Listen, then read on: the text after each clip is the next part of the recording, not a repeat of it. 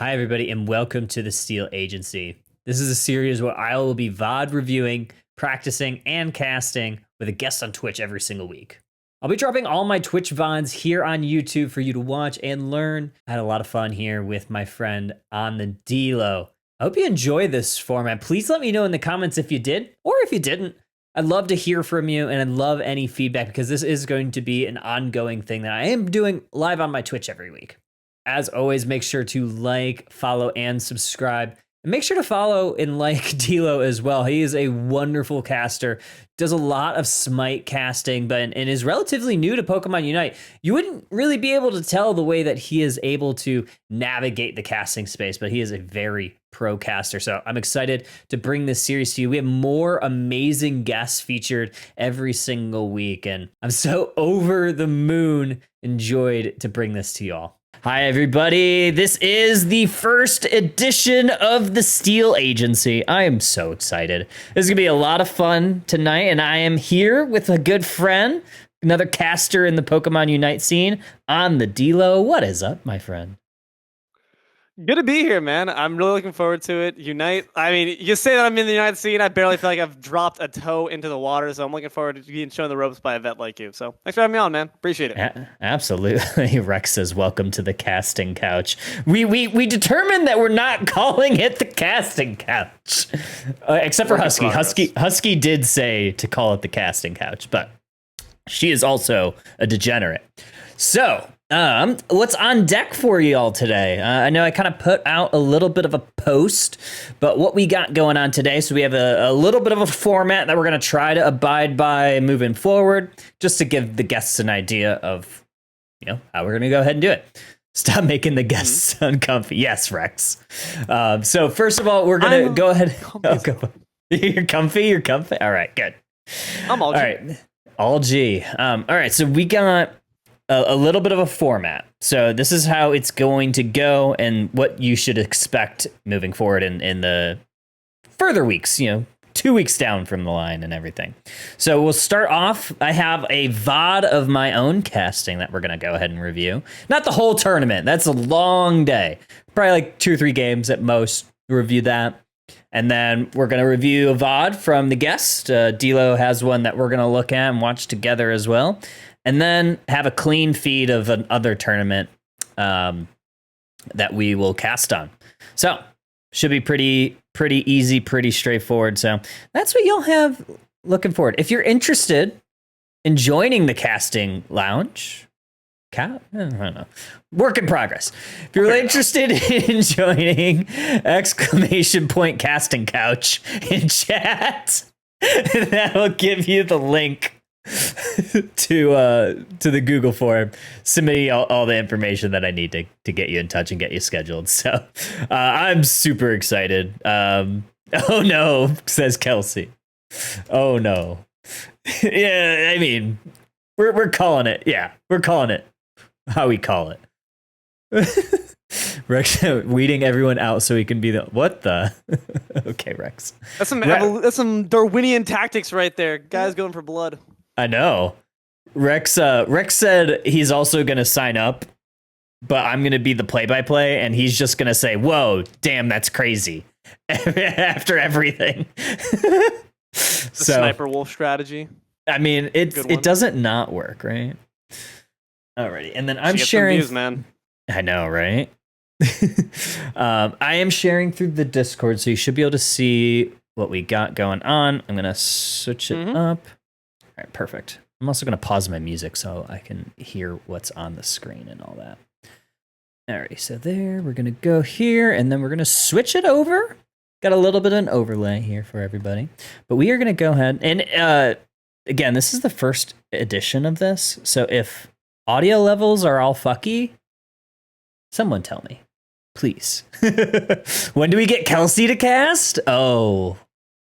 Oh, that would be interesting. They have a caterpillar. Yes. So D-Lo, so at NAIC, well, we were competing. Kelsey's my wife. She had just her camera try, because for some reason it wasn't working. You couldn't cast like the LAN event because I think there are a couple people trying to. So they're trying to figure out what was happening if we're winning. Kelsey just literally took her phone and was streaming it. And she called I think she called Phalanx a caterpillar. Like they have the cat. They banned the caterpillar. You know what?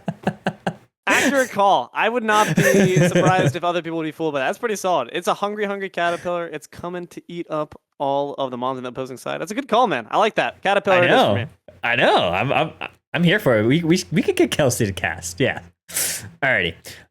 So yeah, everybody, audio levels, obviously let me know. And what we'll do, we'll probably pause it, and D'Lo, feel free. If there are any moments that you want to call out or talk about in any of this, just tell me to pause and I'll pause it.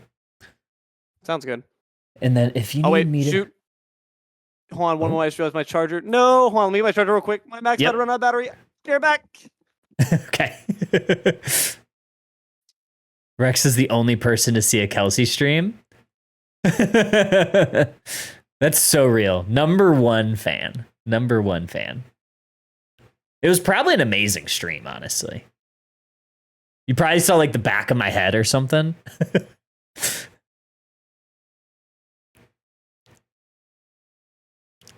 Governor Rex. Rex Fannington. What a name. I'm back. You saw me doing a happy... Was that actually after we actually won a game? our only match of the day. We won our first game, and that was it. Alrighty, let's jump into it. Are you ready? I'm ready. Alrighty. Just like Philly D, bro. Let's just jump on into today. I'm down. Sup, you beautiful bastards. Yeah, you got me. All right, I'm glad you're picking up what I'm putting down there, because I was scared. I was like, surely this man knows internet legend Philip DeFranco.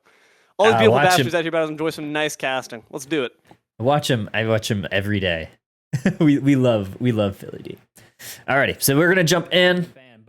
And if you can't hear, let me know. As we do want to get things going, we are going to be going right back into set number 2. Yeah. I'm really excited to cast this one with you, Husky. Husky and I are going to be taking this one. This is the one I was hoping to cast, Kyle, because we have Dark E Kitties versus Algae. This is a good game. We got Muck's team versus this. I don't even know who's on this on Algiri, but eKitties is a very strong team. They placed really highly at NAIC final stretch. For context, is it finals, quarterfinals? What stage of the tournament are we in? This is round 2. This is round 2. Okay, so we're still in the early stages. So actually, can you also turn up just a little bit? It's a bit quiet. My apologies. I turned up the stream volume all the way. It was helpful, but then if we're going to be talking over it as well, it's going to be a bit hard to listen. So I want to make sure I can hear the lovely words wash over me.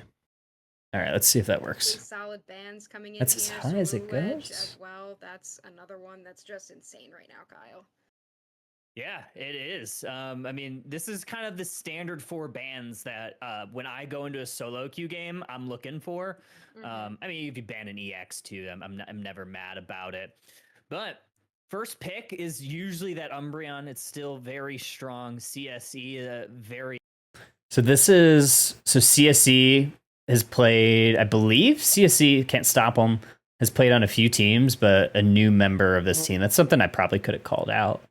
But yeah, these are these 4 bands we saw pretty much anytime we saw like a pro team play. These are the 4 bands that we saw. Very strong on that. So you'll probably see that a lot. I've been struggling against the Charizard in ranked lately, so I am not surprised. In that support role, I feel validated. In that traditional as well. Yeah, and we see the EXP share, Buddy Berry, Resonant Guard, very tanky Umbreon. We could see it probably a mean look Wish focused Umbreon as a kind of flex supporter type. We do see Urshifu getting picked up over by Algiri. Very strong right now, recently got a buff, so not surprised to see that, and Hoopa always is insane. Husky does a really good job of handing off. I really love casting with her. And one of the things that I always say, and I'm sure you probably say it a lot too, coming from other games, is ending your sentences with a period and not a comma is so crucial for the handoffs. So crucial. Yeah, I think once Not they just that, but locked in intonation that too. Urshifu, Sometimes I people think will that just like drop it with a immediately neutral intonation where it makes sounds me like they're think gonna that say we're gonna more, and that kills. Oh yeah, yeah. Just kind of ending it intentionally. I feel like is so important just for chemistry and just getting along with your co-caster. And Husky does a For sure. really good job of that. gonna have a mean look on. Nah, she's Brianna. great. I mean, you don't want that those surging strikes to kind of get down to your back line, and that's one of the things that does really well. And now you have a couple of good targets. That Mimikyu also another strong target for that mean look. Yeah. So this is something I try to do when we're talking draft, because there are so many times that people will talk about just the pick. They'll just say the pick. I like the pick. I usually try to, like, if they pick, obviously you get two aside, right? At this point, I try to talk about the strategy, like one sentence on the strategy. So like talking about Mimikyu is just picked. Well, why did they pick the Mimikyu? Well, now you have a great target for Cram. Like Cram is, and also another thing I could have talked about here is Mimikyu is amazing into Cram Unite. Cram Unite is very strong right now. A lot of pro teams are picking it because of the heavy dive. Cancel it? Yep. Yeah. That's broken, bro. It's so broken.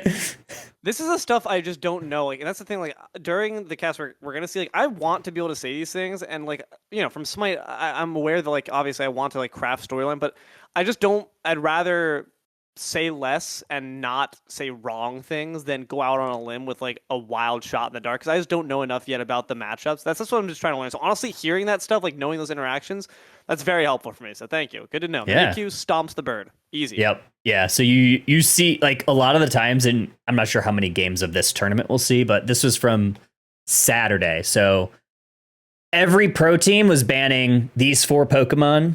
Umbreon would go, and then usually you'd see support and then Mimi, or tank and Mimi. That was kind of like the early draft meta has been kind of standardized. So I imagine we'll probably, since there's probably not going to be any more patches until Worlds, we'll probably see a lot of that at Worlds, at least from North America. Maybe other regions will play it a little bit differently. Yeah, absolutely. Mimikyu Gotcha. getting mean looked is pretty devastating. I'm surprised to see it going into an Umbreon, but they do have, mean look can only target one thing. So even if your Mimikyu gets locked down, you still have a Surging Strikes Urshifu ready to demolish the back line. Looks like we are seeing potentially Muck's Gardevoir, which if you know Muck, his Gardevoir play is absolutely ridiculous. So yeah. So that's going to be an interesting one to watch for sure. Yeah, things I like seeing: Muck on Gardevoir, Muck on Inteleon, both really strong. I'm excited to see what E-Kitties are able to do against this team. Obviously, a team that a lot of people are favoring, going into UCS next season. Last pick, though, for Algiri is that Delphox, another character that's received some buffs recently, specifically to that Fire Spin.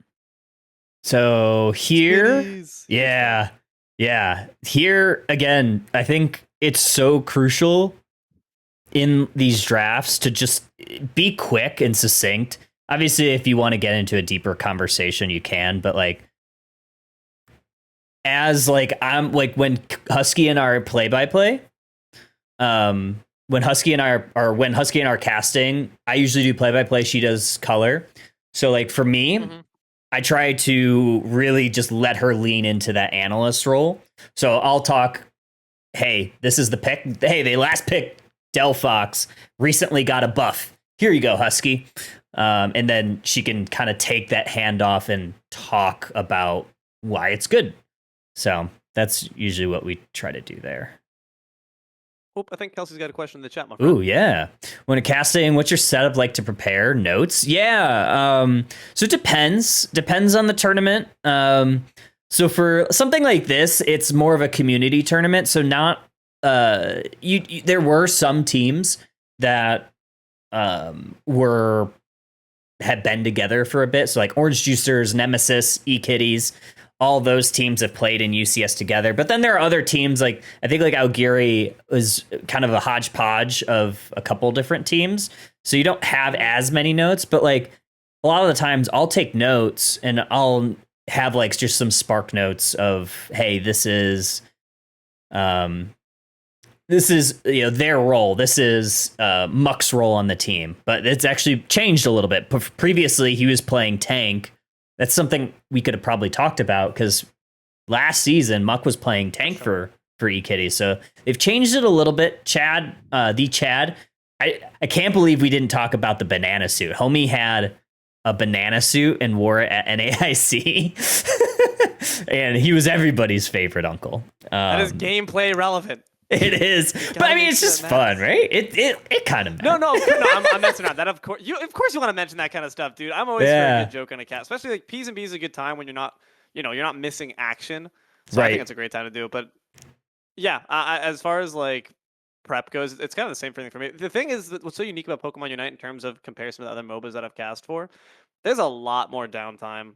The laning phase, there's a lot more time to set up storylines. So I do write notes down normally, but it's because we have time to talk about them. So that's why I'm really curious to hear, like, as far as your logic goes in terms of when can we even build storylines? It just seems like there's always something going on, whether there's like active farming and contestation of neutral farm, or there's actual like just KOs being put down. So I'm curious to see. That might come later when it's more obvious, when we can actually see in the game. But that's where I struggle, is knowing when the hell there's actually room for deeper analysis in this game. Yeah, we'll get to that for sure, because there definitely are moments, but yeah, there being a 10-minute game, sometimes it is hard to kind of have those downtimes, because sometimes some matches, like, it's just full run it downtime and you have action every second.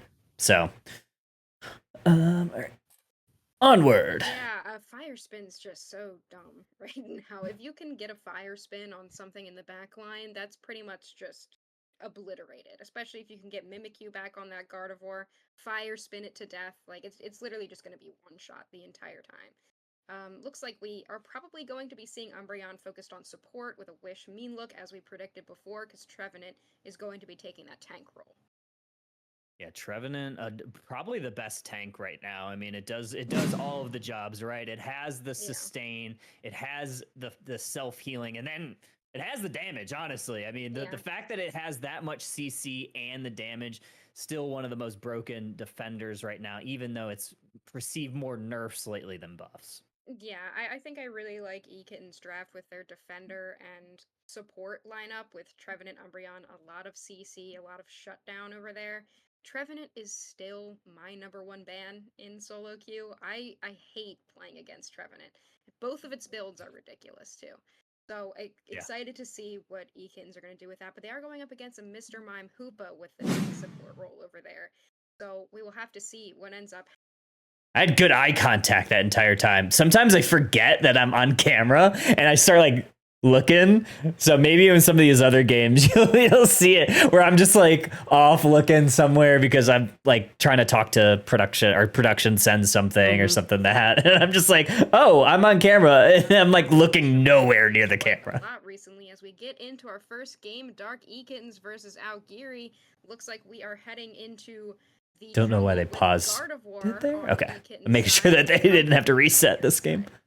Yeah, we'll see what we got going on here. Imagine we're going to see a little bit of an invade, and that's exactly what they're going to go ahead and do. Dark eKitties is snuffing out that Hoopa, though. They do see it, and they're going to peel back towards it. I wish that this might be more of like a observer observation, but the observer goes to the enemy jungle, but there's no action. Like, if on the side. The invade, you want to really, like, if you're observing, like, you want to follow the action. Usually, like, the first like minute or so, you're either looking at the top lane right now, because that's usually where all the action is, or an invade, because right now the meta has kind of shifted to 4 members top at the 850 birds. So usually you want to see who's winning that top lane, because that's where you'll figure out what's going to happen. So Hoopa might not So be wait, able hold to on, get quick out cue. from this, but I Why think they're do we doing know that they're invading? Is it Hoopa is just an invade mon, like you always invade level 1, like that's just what they do? Why were we so confident that was an invade? What about this comp made it so easy to predict that? yeah, Hoopa's a common Pokemon that invades that first rotation. Plus, knowing that that Muck is, this is probably something I could have called out too. Muck being the jungler, although this is the first game that he was the jungler, so I wasn't sure if he was going to be bot attacker or jungler. But Gardevoir is typically a really slow clear for their jungle. And when you have a Hoopa that could get over there and just cause chaos, easy decision to invade. Gotcha. But yeah, it's probably something I could have called out. Is I don't know. Well, maybe one of us does call out Gardevoir being a more weak doing their jungler job and just stalling some time, keeping Muck from his jungle. Really good read by eKittens there, just knowing that Hoopa is going to be around. Hoopa, though, almost able to secure that red buff, but they are able to take them down. Really big start for eKittens there. Really good read by them, too, just knowing that the Hoopa's likely going to be running through their jungle. Yeah, and I think that's something that you could kind of do. I think you're okay with that if you're Algira. You stall some time, and especially with the routes, it's a relatively slow clear. There we go. To get into the lane in time, but we do see that Kabi-chan strat 4 members of eKitties going to the top lane. I love. So I did call it out. I just was really slow to do it. Probably could have set that up a little bit better. Yeah. Oh, and I have a backwards hat redeem, I guess, from Rex. So we're flipping it around. You hear us call it the Kabi-chan strategy. They're a top level team, aren't they? Yeah. So at AOS Cup, they started this strategy where at about 9:05 is when you start seeing the bot attacker start heading towards the top. And the idea behind it is to send 4 people there so you could essentially win your lane. That way it makes you get more levels. You're going to be higher level. You can usually potentially even break top because a lot of teams are also prioritizing the Leckies instead of the basement Reggies. So why? Yeah, I thought that was the opposite way. Why are we now prioritizing Lecky? I thought that he was overall, as far as the early game goes, he's the less impactful or the lesser impactful of the two, isn't he? Yeah, it's a little bit more dynamic. It seems a little bit more dynamic now. So it depends on kind of how this first push goes. Because if you hard win that, a lot of the times they'll decide, okay, well, we're going to go ahead and break the tier 1 goal before the Lecky and then push the Lecky with points into tier 2. That's usually a pretty good strategy if you have the resources. And if you do that, that kind of forces either the right side team, or in this situation, or the team that has lost that Lecky, you either force them to send somebody towards the top to defend it, or you let it in, and you're just going to get a lot of points. So it's kind of one of those things where it's it's a little bit dynamic at times. So you see some teams go for it, but it's not a guarantee thing. So it depends. It's definitely not like Dreadnought was, where it's you need it to go to the basement one because it offers so much XP. Because you could get a lot of the XP from all the scores that you get, and from the Lecky, and from getting the enemies and DDs, because that's also a key part of it. Is if you win that lane, you really want to try to deprive them of that farm, because if you break that tier 1, those 3 Ndidi spawn. If you break the bottom, only 2 Ndidi spawn. So if you're going to break this, typically you see someone on this team try to take those Ndidis away as well. So it opens up XP. So that's sometimes the strat. And it seems like a lot of teams that do that end up winning. So that's just been... So yeah, that was the Kabi-chan strat. So they were, if I'm not mistaken, they were second place at AOS Cup. Maybe? I can't remember. It was obviously, what was that, April? love how it's the Kabi-chan strat now. The Kabi-chans rotate. I love that. That's an E50s. Wow. E-kittens are taking most of those 850 birds right there with that Kabi-chan strat. Probably going to send Gardevoir back into the jungle, but they are going to look for a little bit of a catch here. Umbreon chasing Hoopa right into their... So this is kind of what we were talking about. So like going, when you win that lane, you obviously got your Umbreon online. You got Trevenant down here is just going to try to hold the pad, play conservatively because they have vision on those two. So they know that there's only 3 people here.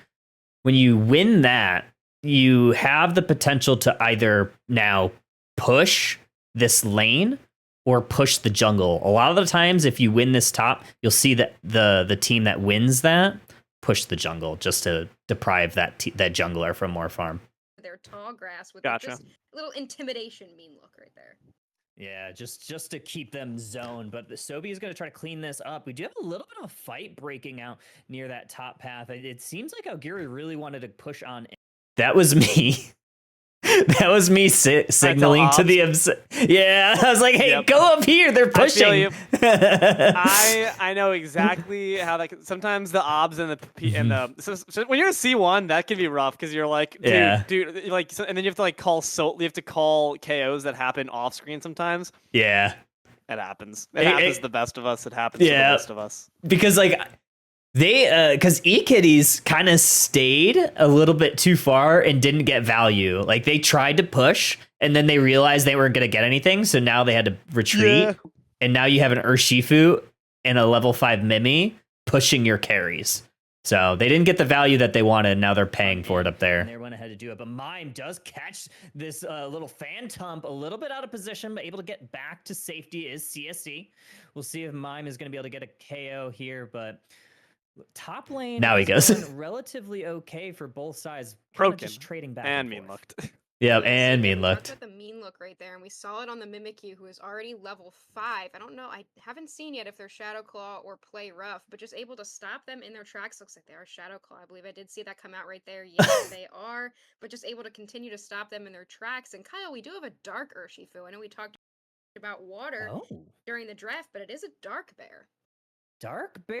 This is a good call out too, because we had originally during draft talked about surging strikes being kind of the thing that recently received the buff, but then talking about, okay, well, we actually got single strike Urshifu. Now we have another push up here, 740, 4 to 30. They don't have a ton. They have all 5, so they know that they're going to win a fight. So I'm glad the observer went up here. Okay, I have a question in chat. Do you and your co-host ever have little signals too? Yeah, so like that's kind of what Dilo and I are talking about. Usually there's like a good handoff period. The big thing is ending your sentences with a period, like just being very deliberate when you end your sentence and kind of like have that tone that you're done and then not continuing. Yeah, stopping is the most important part. For me, I think your intonation has to change. It can either go up or go down, but for me, typically a good handoff goes down because the momentum then grinds to a halt and indicates that someone else can pick up. Unless it's about to be into a fight, in which case, very much like you're lobbing up the handoff to your C1, I feel like your intonation can go up. It's like, and here comes Fenrir with the leap, or here comes Fenrir with the leap, and like it can be going up as well. But that's Smite stuff, Fenrir with the leap. Yeah. But I think the intonation's a big one. And then, like you said, stop, please. Yeah, yeah. Because you'll see sometimes where people... Rex is shutting the fuck up is a very important casting skill. Yeah, I agree. It's true. Because, I mean, it is, right? Like, yeah. I mean, you kind of have to find a way to stop your sentence and then not continue. So you're just done. No safe word.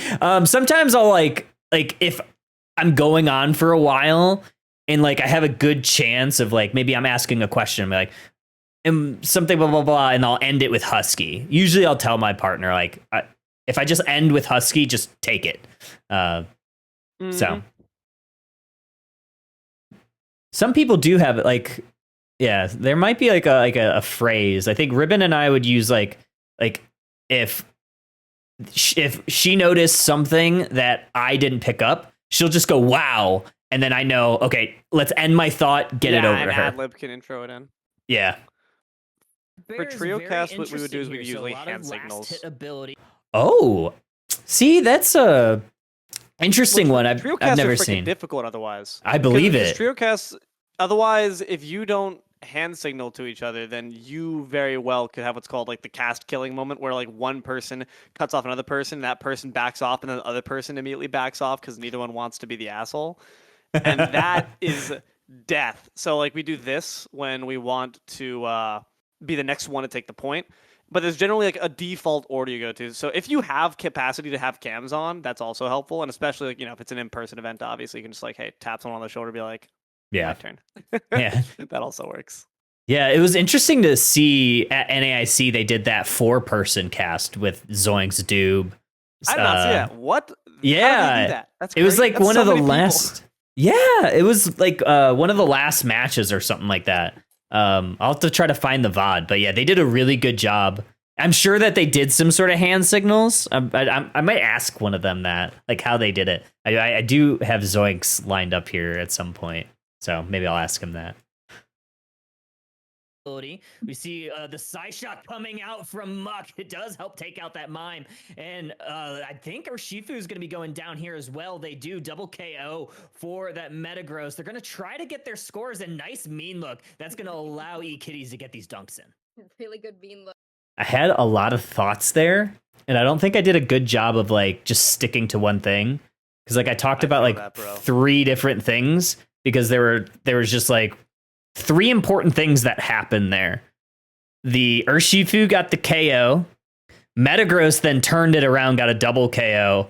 And then Chad had a really good mean look that kept Mimi from going in. I think if I just slow it down, I think in that spot, I probably just talk about the double KO from Metagross. They're trying to get the dunks in. Great play by Umbreon. Like, try to be a little bit more succinct there would probably be the play.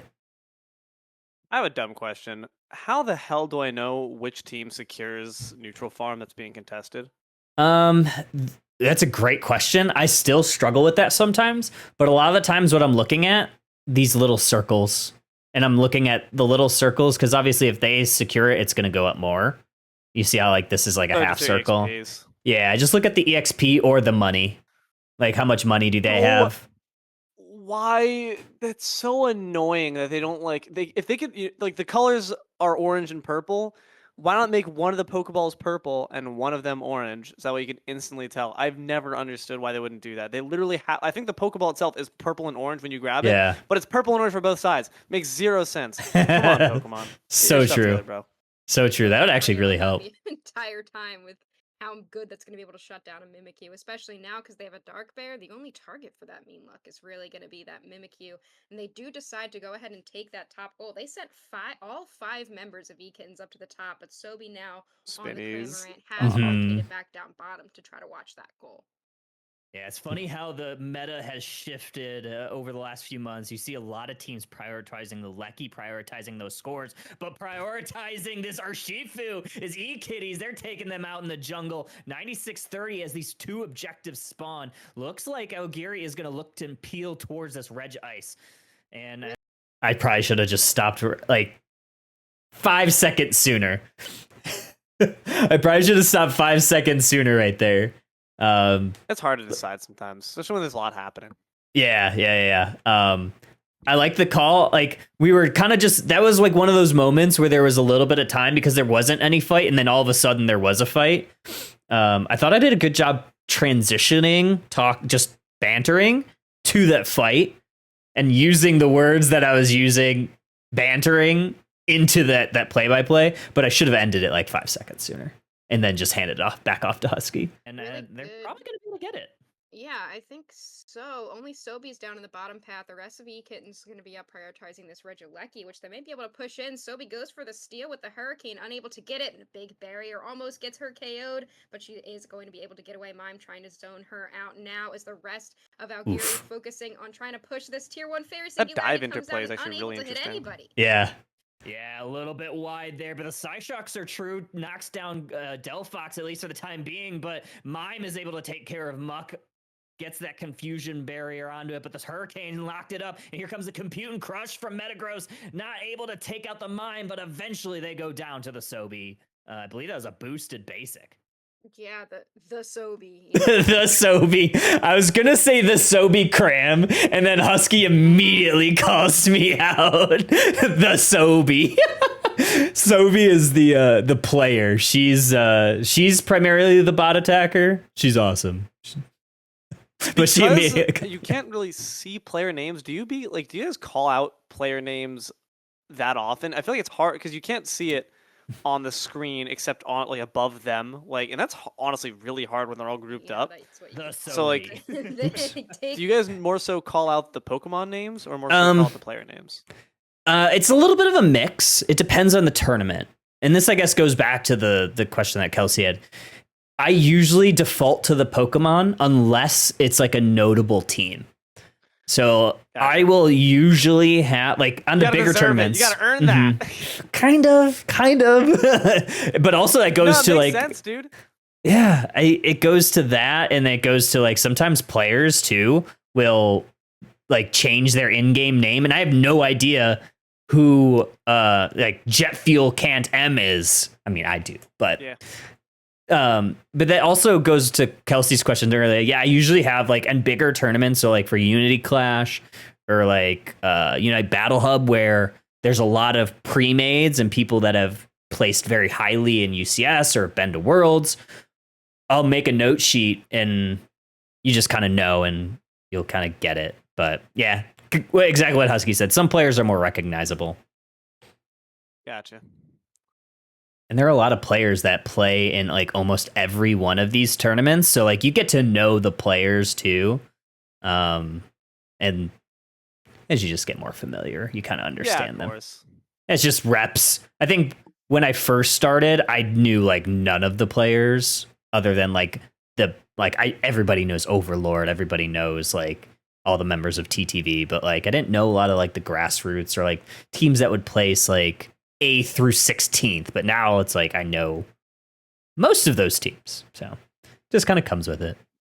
Take them down using the traditional Sobi attack. It looks like the Ekans are going to go for another push onto Tier 1, but there is a Hoopa portal ready to bring Urshifu down. They immediately come down with a huge Wicked Blow. Another one pushing away that Metagross. I think that Ekan's just going to have to back up here. Everybody is down. Everybody is here pushing against them. Mr. Mime says showtime, and that comes out. Umbreon is down. Metagross on one. They are now down. And it looks like Algiri pushing back against Ekans here with a couple huge Unite moves. Yeah, those Phantom.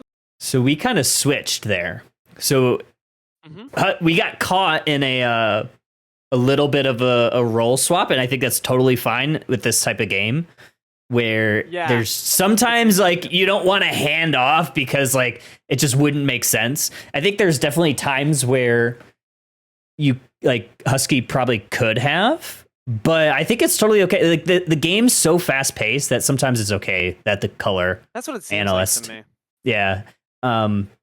Who is it that told me this? When I was working with Relic for Unite Battle Hub stuff, one of the things that he said, like usually like the perfect mix for Unite, because Relic's been around esports for a long time. He's done like Rocket League. Right now he's doing a lot of Supervive stuff. That's tough. Yeah. But he's like, Unite's one of those where like the play-by-play is usually 75% play-by-play, 25% color, and then vice versa for the color analyst. Mm-hmm. Kelsey asks, can we talk about coming up with catchphrases at some point? Doesn't need to be tonight. Ooh. I'd like to hear you. I'd like to hear your thought process around catchphrases.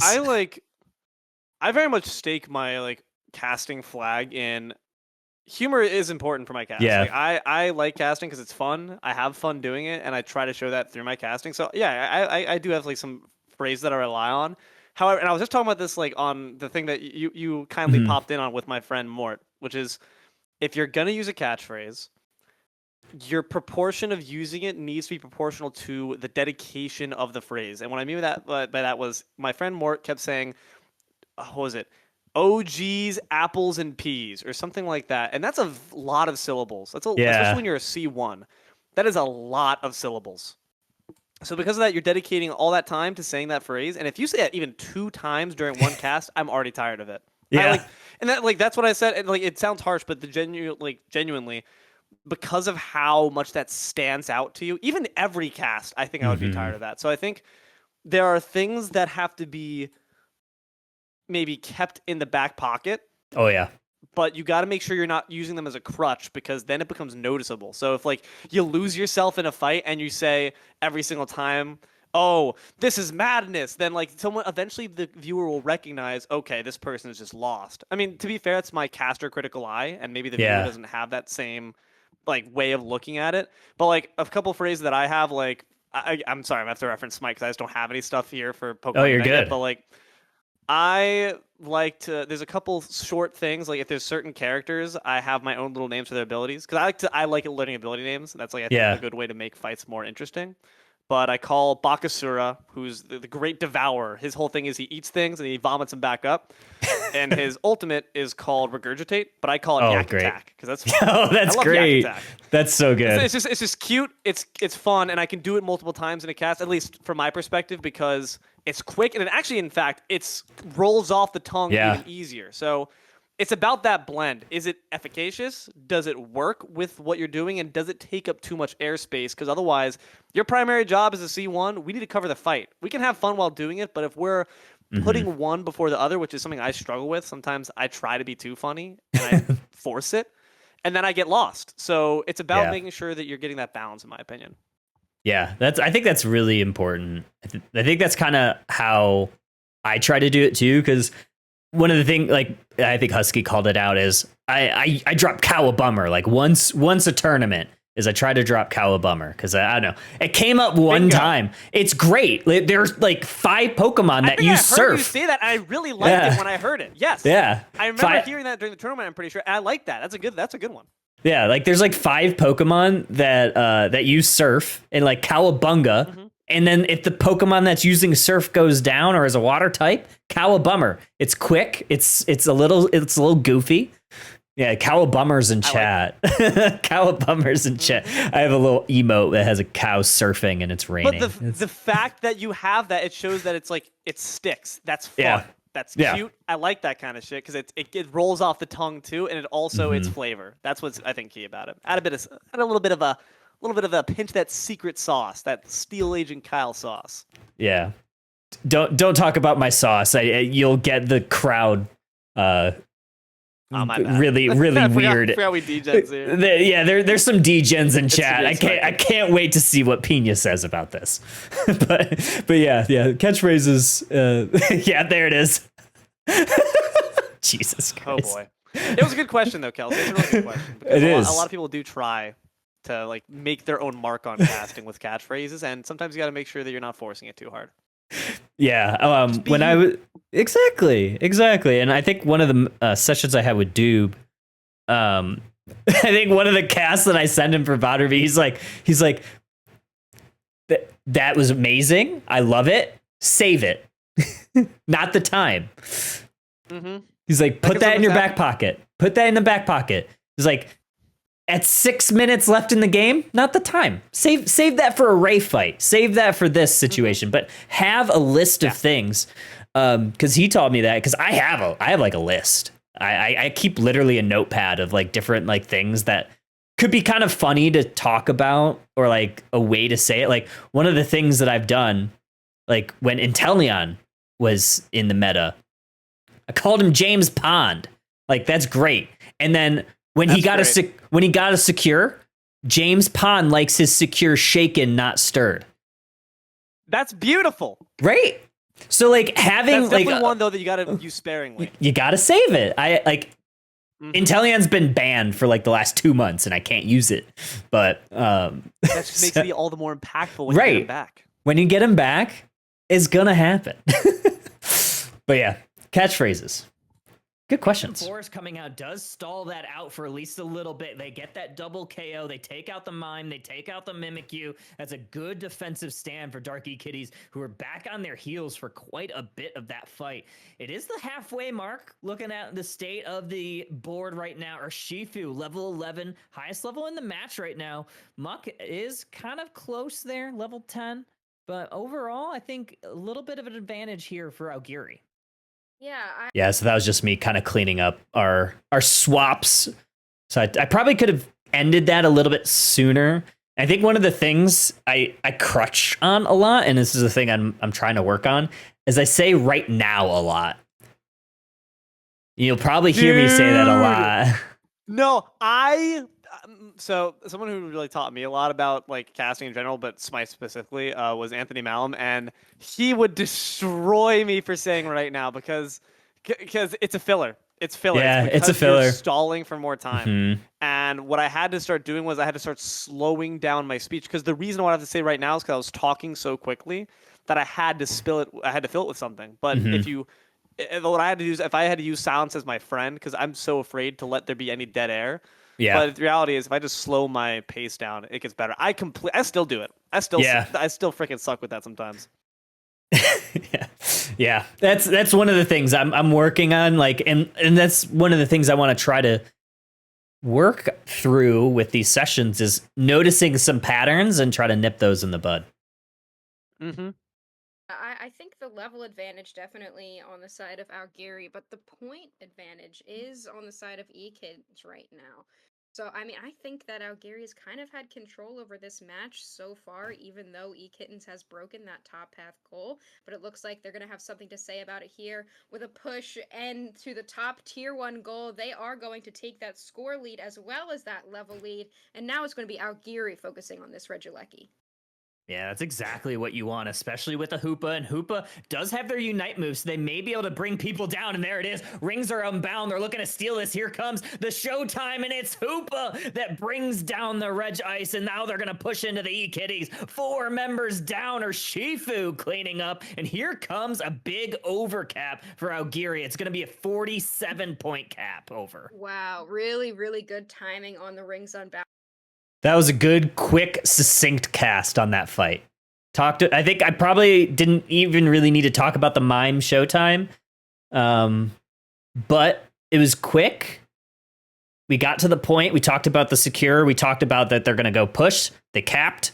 Probably could have ended maybe a tad shorter, but that's what I want to do more of. Unbound there for Hoopa. Just the eKittens didn't have enough damage to take it down before they were able to get down there. Now Mimikyu looking to invade into their jungle, having to force out that Moonlight Prance from Umbreon, but they may as well use it. It is 3:46 on the clock. They'll have enough time to get that back before Rayquaza. Perfect call out there from Husky. And yes, Husky, our handoff. I don't know if you were here earlier, but I was talking about how good our handoffs were on Saturday. But yeah, that was perfect, right? Like we handed off. We talked about the advantage that they gained from breaking that goal. They pushed it a little bit. You talked about the Unite move that came out right there. It's fine that they used it because they'll get it back. And now we have a little bit more of a lull in time because the teams kind of broke up. Yeah, they'll have a little bit of time here. Still a little bit more than 100-point lead here for Augiri. And they're done. They're looking to push in towards this tier 2. They do have some Unite moves that they could potentially expend here. They do find the pickoff on the Trevenant. They are going to go down. No real objectives are going to be spawning here in the next little bit. So both teams going to look to maybe farm up, maybe hold their pads, get ready for this next engage. I said a whole lot of nothing there. I probably could have done a little bit more of maybe just. Can you play it again? Actually, I feel like to me that sounded like solid analysis, but maybe it's just because I don't know enough about it. Can you play it one more time for me? Yeah. All right, so this is Jungle Moonlight Prance. To force out that Moonlight Prance from Umbreon, but they may as well use it. It is 3:46 on the clock. They'll have enough time to get that back before Rayquaza. So Husky talks about they'll be able to get it back. There's a little bit of a fight here, but I just kind of repeat what Husky said. Yeah, they'll have a little bit of time here. Still a little bit more than 100-point lead here for Augiri, and they're done. They're looking that's to push good in my opinion. Okay, yeah, that's probably fine. Yeah, because we didn't talk about the score lead, so yeah, they have a. That's what I was going to ask you. When do you recap that stuff? Usually at the end of fights. Usually that's probably something that Husky should do instead of. I don't know. That's more of it. I think it's up in the air of who does it. It is, isn't it? I can see it both ways. Does it all the time. Yeah. C1 and Smite is meant to do the recap. Not like it's not hardline. Yeah, C2 can mention if it's relevant, but typically it's play by play who mentions this. So that is interesting. But yeah, I'm curious because these games again, it's so fast paced that like when do I talk about score? Yeah, I usually try to talk about score after like big goals happen. Like if we had a big cap, or like midway point when it's time like teams just like back off of a fight. So that's usually usually like in those lull points. Obviously, I thought we were gonna have a lull, but then like Trevenant was like Leroy Jenkins gonna run 1v3. I don't know why. They do have some Unite moves that they could potentially expend here. They do find the pickoff on the Trevenant. They are, and I guess that is a good bit of analysis too, because if they were gonna continue fighting, knowing that it's 3:30, there were a couple Unite moves. So little yellow dots for those that aren't aware. The little yellow dots tell you if they have the Unite move.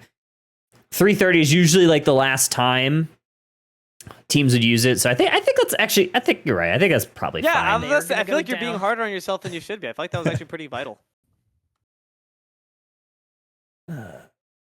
No real objectives are going to be spawning here in the next little bit. So both teams going to look to maybe farm up, maybe hold their pads, get ready for this next engage.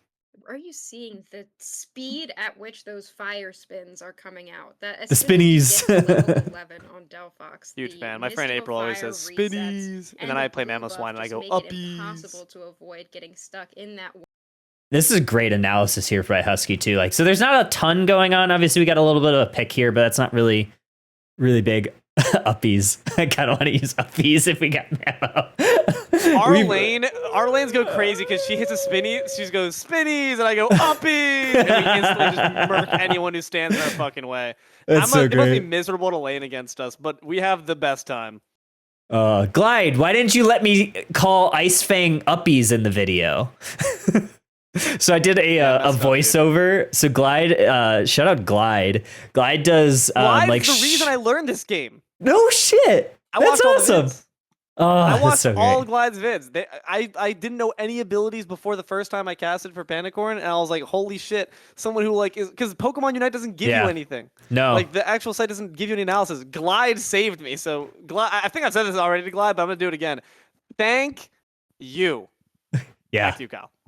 Glide's a goat. So Glide is part of UBH too, and we're doing like a series of like those short form videos, and I got to do Mammo, so I'm excited for that one. But didn't let me call it uppies. We had to call it Ice Fang. It's fine. It's fine. I guess I'll forgive you. But no, this is a really good analysis by Husky there, because talking about the level 11 upgrade is pretty massive. That pool of fire. Another one coming out onto this Metagross who tries to jump in on the Delphox in the back line. Big fanciful fireworks on top of the goal pad makes sure that Ekins cannot push in right there. They're just going to have to retreat. Perfect.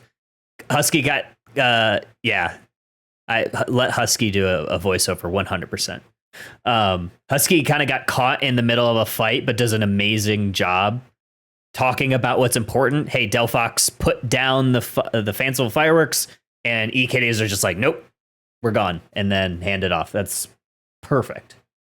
Yeah, they're just going to have to go back to the base. Look like they wanted to try to break that goal to kind of level off Hoopa at least before this Ray fight. They have a lot of farm on their map, though, so they're going to try to grab a lot of this before this next engage.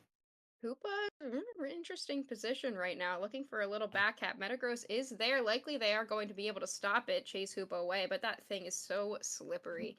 It's going to be able to easily get out there. Kind of a little scuffle in the middle there, taking down Treven and catching them. Bro, destroyed.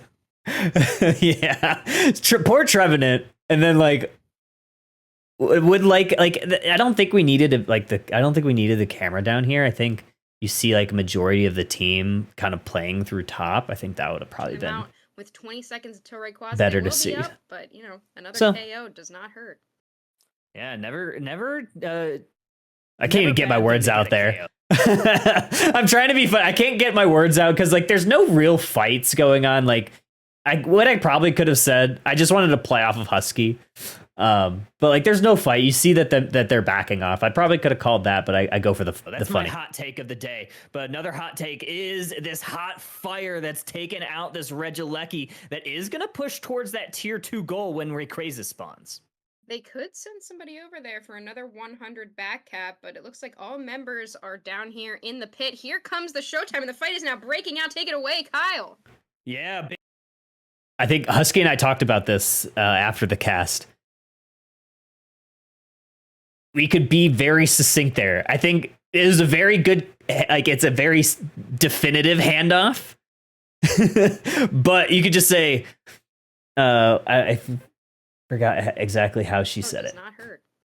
Yeah, never I can't get never my bad words thing out. to get a KO. That's my hot take of the day. But another hot take is this hot fire that's taken out this Regieleki that is going to push towards that tier 2 goal when Rayquaza spawns. They could send somebody over there for another 100 back cap, but it looks like all members are down here in the pit. Here comes the showtime, and the fight is now breaking out. Take it away. The fight is now breaking out. Take it away, Kyle. She could have just said, "It's showtime, Kyle," and I would have probably just taken it from there. I think that's honestly like a great handoff, because one, it talks about the Unite move from Mime in a fun way that hands it off to the other caster. Could be more succinct. Take it away, Kyle. Yeah, big KO there. Mime goes down. Hoopa's bringing the ring unbound. Big fire spin, mystical fire out. And we do have this Metagross that's trying to get in the backline, but they're unable to. Ebon Fist from Urshifu takes out Muck on the Gardevoir. And these teams are just trading back and forth. And E-Kitty's 2 members down. They're going to need to make something happen here. It just doesn't look like it's possible. I said a lot of things, but I don't know if I had a really good Ray fight there. I feel like I could have been a little bit like focused on one thing. And part of it is like, in this space, the camera moving around is always rough. I always like, I think, who does a really good job? Yeah, Lordy, I think Lordy does an amazing job of framing it, like, because normally when he's observing, he'll usually just leave it here centered so it's not moving, and it'll just very slowly pan if it needs to pan. I think that's just a bad, I guess, a bad habit for me, being used to that way, and I couldn't focus on one thing, because normally I like to focus on the engage. Usually I in these Ray fights, I'm focusing on the tank, because the tank's usually the thing that's going to start the fight. And like you saw it with the Mime. Mm-hmm. The positioning there with Gardevoir was just so tragic. They did not see where Urshifu was on the map. Here comes Umbreon about to get caught out. They do get caught out, forcing Sobion Cram to just back up here. Metagross up in the top. They might be looking for a flank, but I believe Mr. Mime sees them. Now we have almost all members back up on the field. Rayquaza kind of getting chipped at, likely going to reset, though. There is a Fairy Singularity, but it misses everybody. Oh, missing the mark there. That's very unfortunate for Muck. And a fire spin, mystical fire combo, and Mime takes out the Gardevoir. That is a huge couple picks here for Augiri, and they're looking to take the rest of the team with them. Mimikyu doesn't quite get back to base, but it doesn't matter. Trevenant goes down, and with 3 members down, that has enabled this Hoopa to go ahead and increase their score lead. They get the 100-point dunk, and that's going to probably be the nail in the coffin that Augiri needed to take down E-Kitties. That was way better than the first part of that fight. Like, I feel like I talked about the important things. I don't think we really missed anything. And I think I did a good job focusing on one thing at a time. And I think that's like always crucial in these like chaotic end fights. Unless Metagross can secure this and just sprint for it here, they try to go for it. They do end up getting it, but nobody is going toward any of the goals right now. We have a Gardevoir with a shield. We have Cramorant with a shield, but everybody on Augiri is up right now. They're not going to be able to make anything happen. Gardevoir about to lose their shield right here. Showtime comes out to stop them. Muck. Confusion into the wall. This Gardevoir can't do anything with the amount of stuns that are on the board. Yeah, it was rough. Not at all. Not enough time on the clock for eKitties. Not enough people on the table. They do get 100 points, but that's not going to be enough to take the match. Augiri is going to win game number 1 here of round number 2. And what an amazing fight there. Really great position. Yeah, Husky, you really did pop off there. I'm not gonna lie. That was great. I like the call out that you had. They could have even And I even gave you a compliment in the moment. Immediate feedback. Look at me go. intentionally gone for that cap in the tier 2 goal when that Lecky walked in, but they elected to just start the fight right away. Yeah, I like that call too. I think that was probably the right play. I don't know if Husky's saying I like the call of her own call or the call from Augiri. Because honestly, I feel like it could have been either. I like my own call. Yeah, that's fair. I like the way I When you said have that. That was some good happen shit by me. with Lecky pushing into a pad at Rayquaza's spawn, you kind of have the advantage in terms of what you would like to do. If you send somebody to, and then the other team gets vision, then you can really kind of control that fight. So eKittens is kind of caught off guard there, not knowing what's going to come next, and instead the entire team engages. And I don't know, I feel like this is like Augiri played amazingly the entire game. I feel like this is not the eKittens that we're used to. Yeah, that's definitely a rough way to go down. Yeah, I mean, you even had an opportunity for Augiri, like you said. When you have a Hoopa at the Ray fight, you could be a little bit more creative. But they just went full force. They just went right at eKitties. I don't think that they were quite ready for it. I think if you're eKitties, you probably. I think I said I think 4 times in 30 seconds. Another common one. That's expect, hard. Yeah. That's hard to with the beat. Lecky going in, you would probably expect someone to go there, and then if things get sticky, Hoopa unites and brings them in.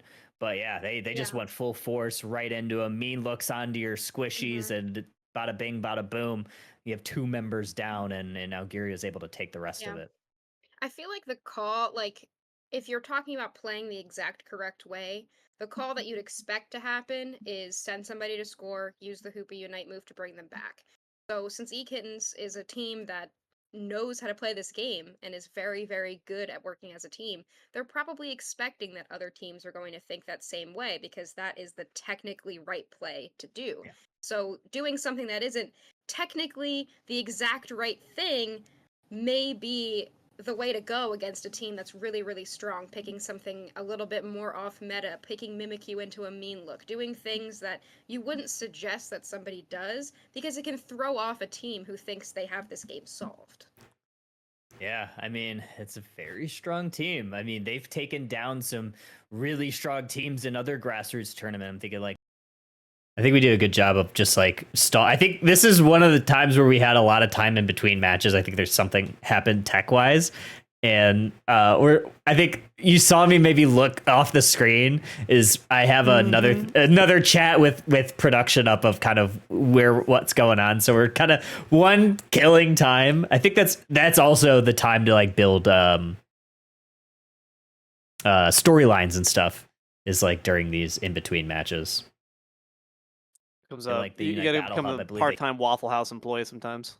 Yeah, honestly. That's what I always say. took down Nouns in a couple of matches. So very strong team, and they're gonna put a fight, right? They're gonna see what Augiri was able to do, and they're gonna make some adjustments here in game number 2, and they're gonna have to unless they want to go down to the losers bracket. You never really want to go into those BO1s for a long portion, but Yeah. it's not unheard of. This is another thing I try to do after the games is just remind the audience what the format of the tournament, because there's so many different ways that tournaments host. Some tournaments, the losers bracket is a best of 3, but here I'm talking, hey, if they lose, they go down to the loser side and it's a best of 1 down there. So something to always keep the crowd informed of what the consequences of losing are. Yeah, I That's smart think thinking. maybe the Gardevoir just wasn't the call. It wasn't really able to get anything done in that game. We didn't see, I think, a single fairy singularity end up hitting. It might just have been the positioning. Yeah. I didn't really see them hanging out behind that Treven. Yeah. This was also a really good take. I'm literally saying yeah, like I'm in the cast right now. Like, yeah, that's a good point. Honestly, it is. Like, I think we saw 3 fairy singularities and not a single one grabbed an enemy. That's so rough. Yeah, you're not and like if you're picking like a jungler like that who's not strong even in the early game. I mean, to be fair, they did manage to snuff out that invade from the Hoopa, but still, like, Yeah. they were kind of getting stomped on early. So Yeah, Gardevoir's that's a good point. Gardevoir's tough. Yeah, good shit, Husky. Gardevoir and a lot of mages are really tough right now. You don't see them played super often just because of how much dive that enemies have. And when you do see it, usually like they just get hard targeted by like the Mimikyu, by the Urshifu, and you just can't play the game. So it's kind of it's tough. Yeah, Trevenant was getting targeted. That guy was getting abused. Also true. Also true. In as much, but could have been a first game on type of situation. Just kind of. Look at me. I'm looking like away refresh, again. I think I'm trying to read production again. Work respawn. Whatever else. Rework, respawn, another team that's strong in the Unite scene. But yeah, I mean, I liked the Gardevoir pick into the comp, but like you said, I didn't like the Gardevoir pick into the comp. The only thing that it did well was it outranged Delphox. So I don't know why I said that. Didn't seem to quite work in practice as well as you would imagine. I liked the mean look combination with it, but that's why I liked it. That's why I liked it. I do like Psyshock with a mean look. That is okay. I see what I'm saying. Came down to it. You got to hit the fairy singularities. Looks like we have maybe some tech issues here. Yeah, there it is. Okay, I was like, why are we waiting so long? I mean, while we're making sure that that's gonna go out, we can't have that situation again. Do you guys not pause it to break in those situations where there's like? It depends. It really depends on how long. I think it was just it also depends on how much of a tech issue we're having. I think this tech issue was trying to remember if it was. I think there like a player disconnected or something. So they had to wait to get their game reloaded. I think that's what this one was. There's always stuff like that. So like finding time to be silly goofballs is always good between. But we've been on this one. Do we want to do another match or do we want to go into yours? Because I know this one took quite a bit of time. Your show, buddy, not mine. You're the master. What you want to do? I think all the games went best of 2, or it was best of 3, but I think all of them went to 2, or at least I know this set went to 2. Rough tech throughout this So tournament. we could just try to get this one. Yeah, so as we're getting that sorted out, we'll get back into Chat has spoken. Chat has spoken. They want to see D'Lo, and Husky doesn't want to hear herself. Valid. Hands are tied. The people have spoken. You got it. The people have spoken. All right, we're gonna go. Time for me to get some secondhand embarrassment. Let's go. Woo. I'm excited. I think this is a good one.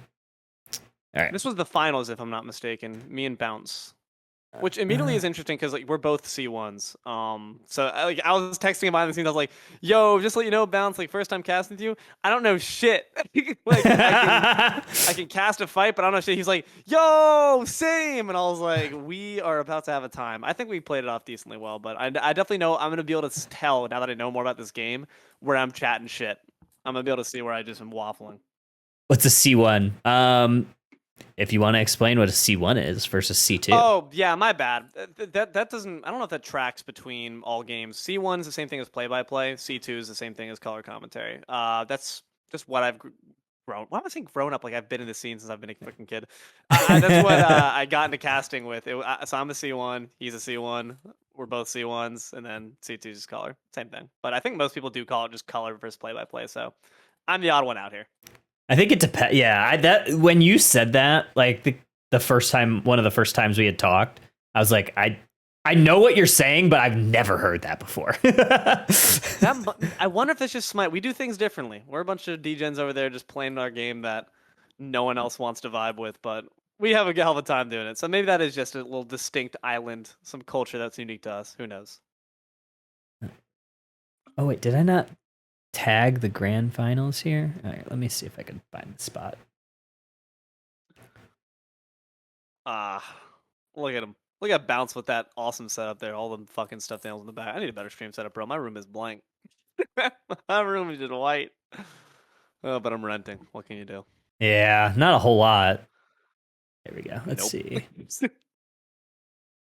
This one? Oh my gosh. This whole set went on forever. Okay, this is the right one.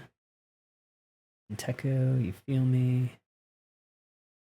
I do Let's like go the here. name. You feel me? Right? So this is a team. Yeah, This is a that's really good team. So Hio and Ducky were a team that essentially ran through the bracket on Saturday with. What's actually funny is they played, these two, Hio and Ducky, played with Pollo Loco and Any Sus on Saturday. So it was these two and then these two on the same team. And they ran through the bracket until Any Sus's power went out. And then they lost in the grand finals, which is really sad. Rough. Yeah, it was really rough. We see the similar bands Wait, that what we again? saw last time. Actually, the exact same lines as we've There seen. we go. Let's see. These grand finals. I mean, it's the fact that that's got to be a stinging defeat that's so fresh in You Feel Me's mind. So I'm hoping that they come at this with some fire. But the real question that I've got in my mind that I'm sure everyone does is, okay, we tried to ban out the Comfey strategy. Do we stick to that? Because it did not work out the first time they matched up. Yeah, bounce. You're also casting this one. What are you excited about these grand finals? So I wouldn't necessarily say that the defense was a fluke, but I also wouldn't say that that is necessarily something that went wrong. So when you are able to look at that and be like, all right, we did what we needed to do. We just had we had a lack of focus. As long as we are able to execute, as long as we're able to continue on going Husky forward. saying same fit for and me. Why forget fix about what ain't that broke, last- Husky? that- I mean, We it's a can fly good either way. fit. It's a good fit, Husky. Yeah. You're dripping. last loss, we'll be ready to keep going. But Kyle and Husky, Ready. we'll see you guys afterwards. See you on the As you flip guys do. side, friends. Goodbye. And D-Lo, we are back in here. And we see the similar bands Wait, that what we again? saw last time. Actually, the exact same line. I think right there, I think you expected him to be done talking right there. You know what? That's like the first Yeah. time you cast with someone new. There's Yeah. always that. There's but yes, always there's that, a bit of yep. a pause. There's always Says going to be there's- that, yeah. but you get into the flow. Mm-hmm. Last time. Okay, so You Feel Me. They're coming off the back of some wins. That feels good. Is a volume level okay? Can you hear that? Yeah, I can hear it fine. Okay, because yeah, this VOD's volume was way higher than the other VODs. I don't know. I don't know if like settings were different, but You have some wind in your sails, so maybe the momentum just from that can carry you to make this similar comp, similar band lineup work out well for you. But I've got to say, that doesn't make me feel the greatest. I'd like to see the Mr. Mind Maker return. Speaking of slamming your head against walls, I think those barriers were genuinely such a difference maker in so many fights. But meanwhile, what there's are we always going to Pixel see? now. I'm not saying it. yeah, I'm dropping the ball here. I need to be talking about what's going on. That's the thing. Picks and bans for Smite, so much slow. I'm gonna keep saying it because like this is what I know, but like, I need Yeah. to like stop using that as a baseline because this goes a lot quicker. And Mhm. because of that, you just gotta lock it. You just gotta Yeah. talk about what's happening in front of you, and then you can get into analysis and speculation. yeah, absolutely. That's what I was gonna say. Like, kind of got focused on the mime. Could have talked about I love the Trevenant. mime. I know, I do too. I Yeah. love playing mime. But yeah, Any character with walls, bro. Crustle, It's so Mr. Mime, funny. Ymir, and Smite. I'm a huge imagine fan. a full wall team. You got like Crustle, you got A9, Mr. Mime, Mew has light screens, so you could use Mew. There's like one That's more. disgusting. I There's just one more create that has another wall. lane. I'd put walls across all lane. I'd make I divide bot lane into bot lane and bot lane too. Oh, This it's is now a Snorlax three-lane too. game. We're playing League of Legends. To be locked in here, but of course that Chrom and that Umbreon combo. They're hovering it. They're just tickling us with a tip right now. But indeed, they go in. DOY. no shot.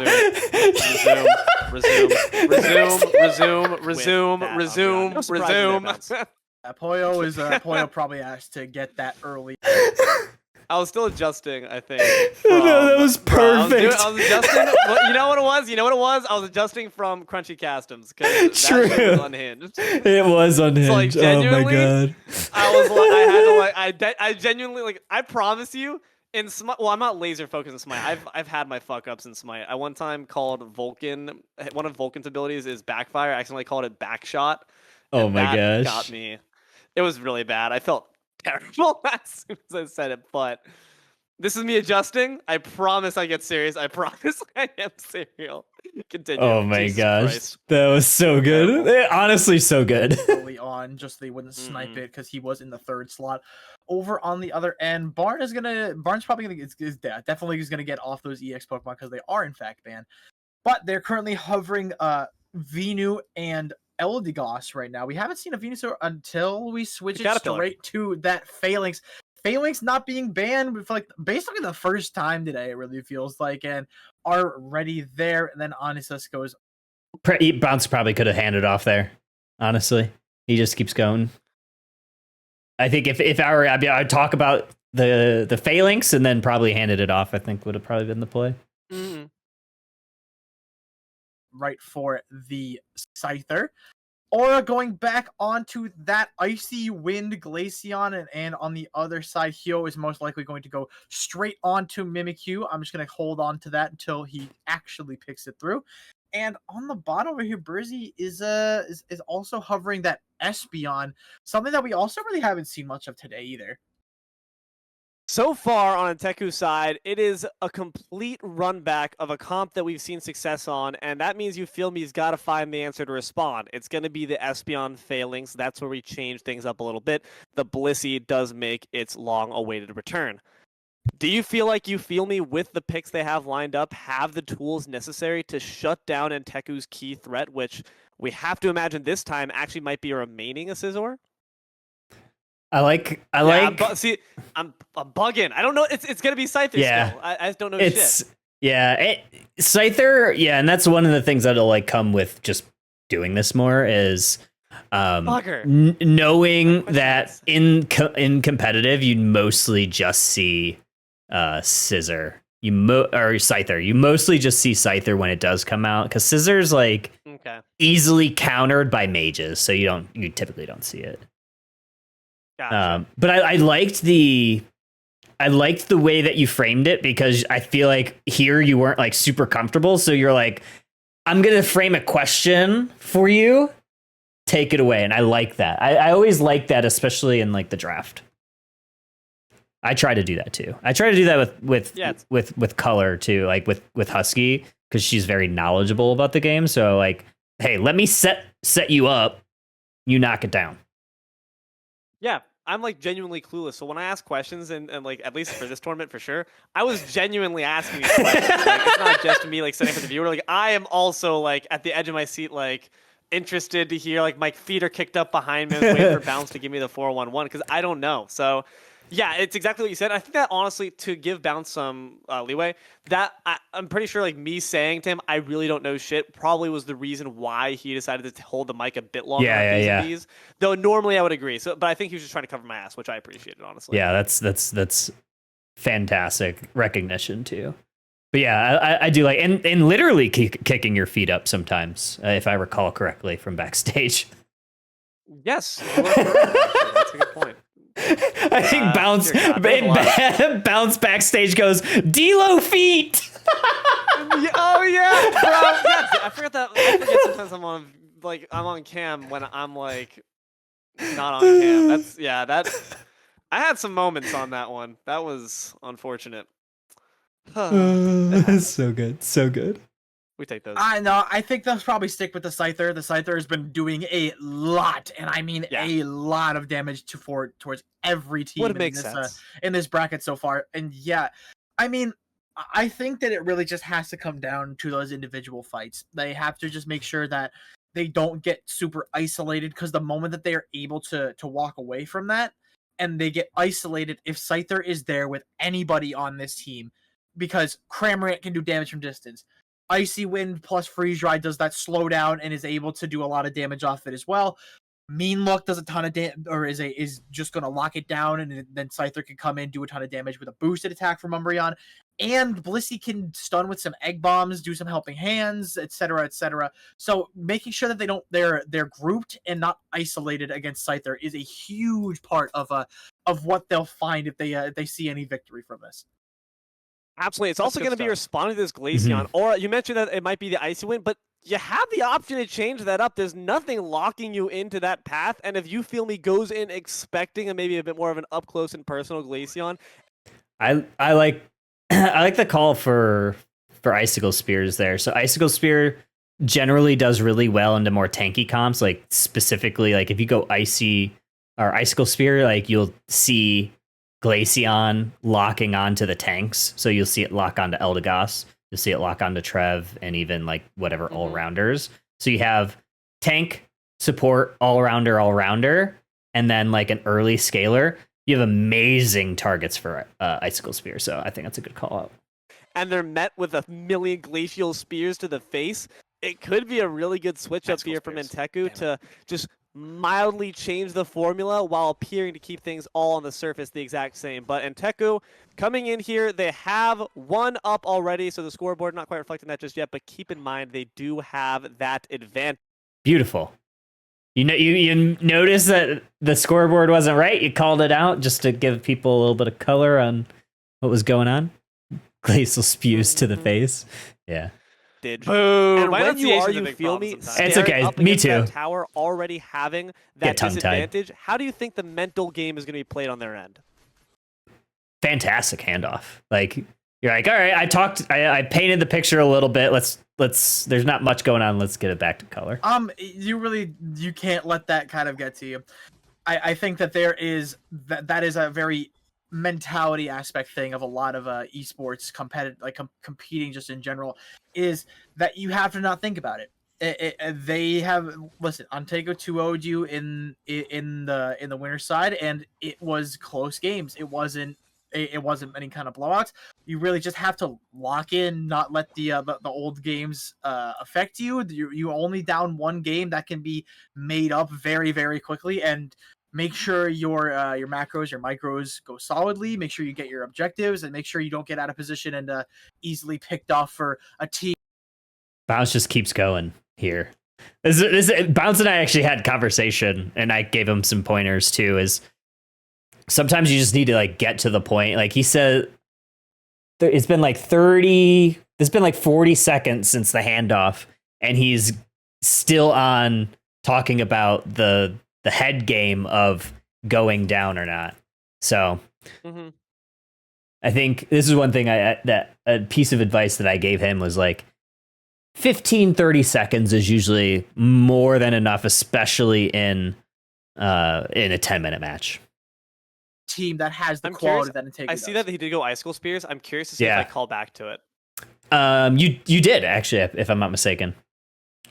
I did. Or maybe that we definitely are going to give to our friend Sari here in this Crom before we've seen these rotations to top birds have been a bit troublesome for our friend the Crom, but this time we'll survive in earnest. Now Scyther going to dive in earnest, look to mow some grass, mow down the Gossifleur.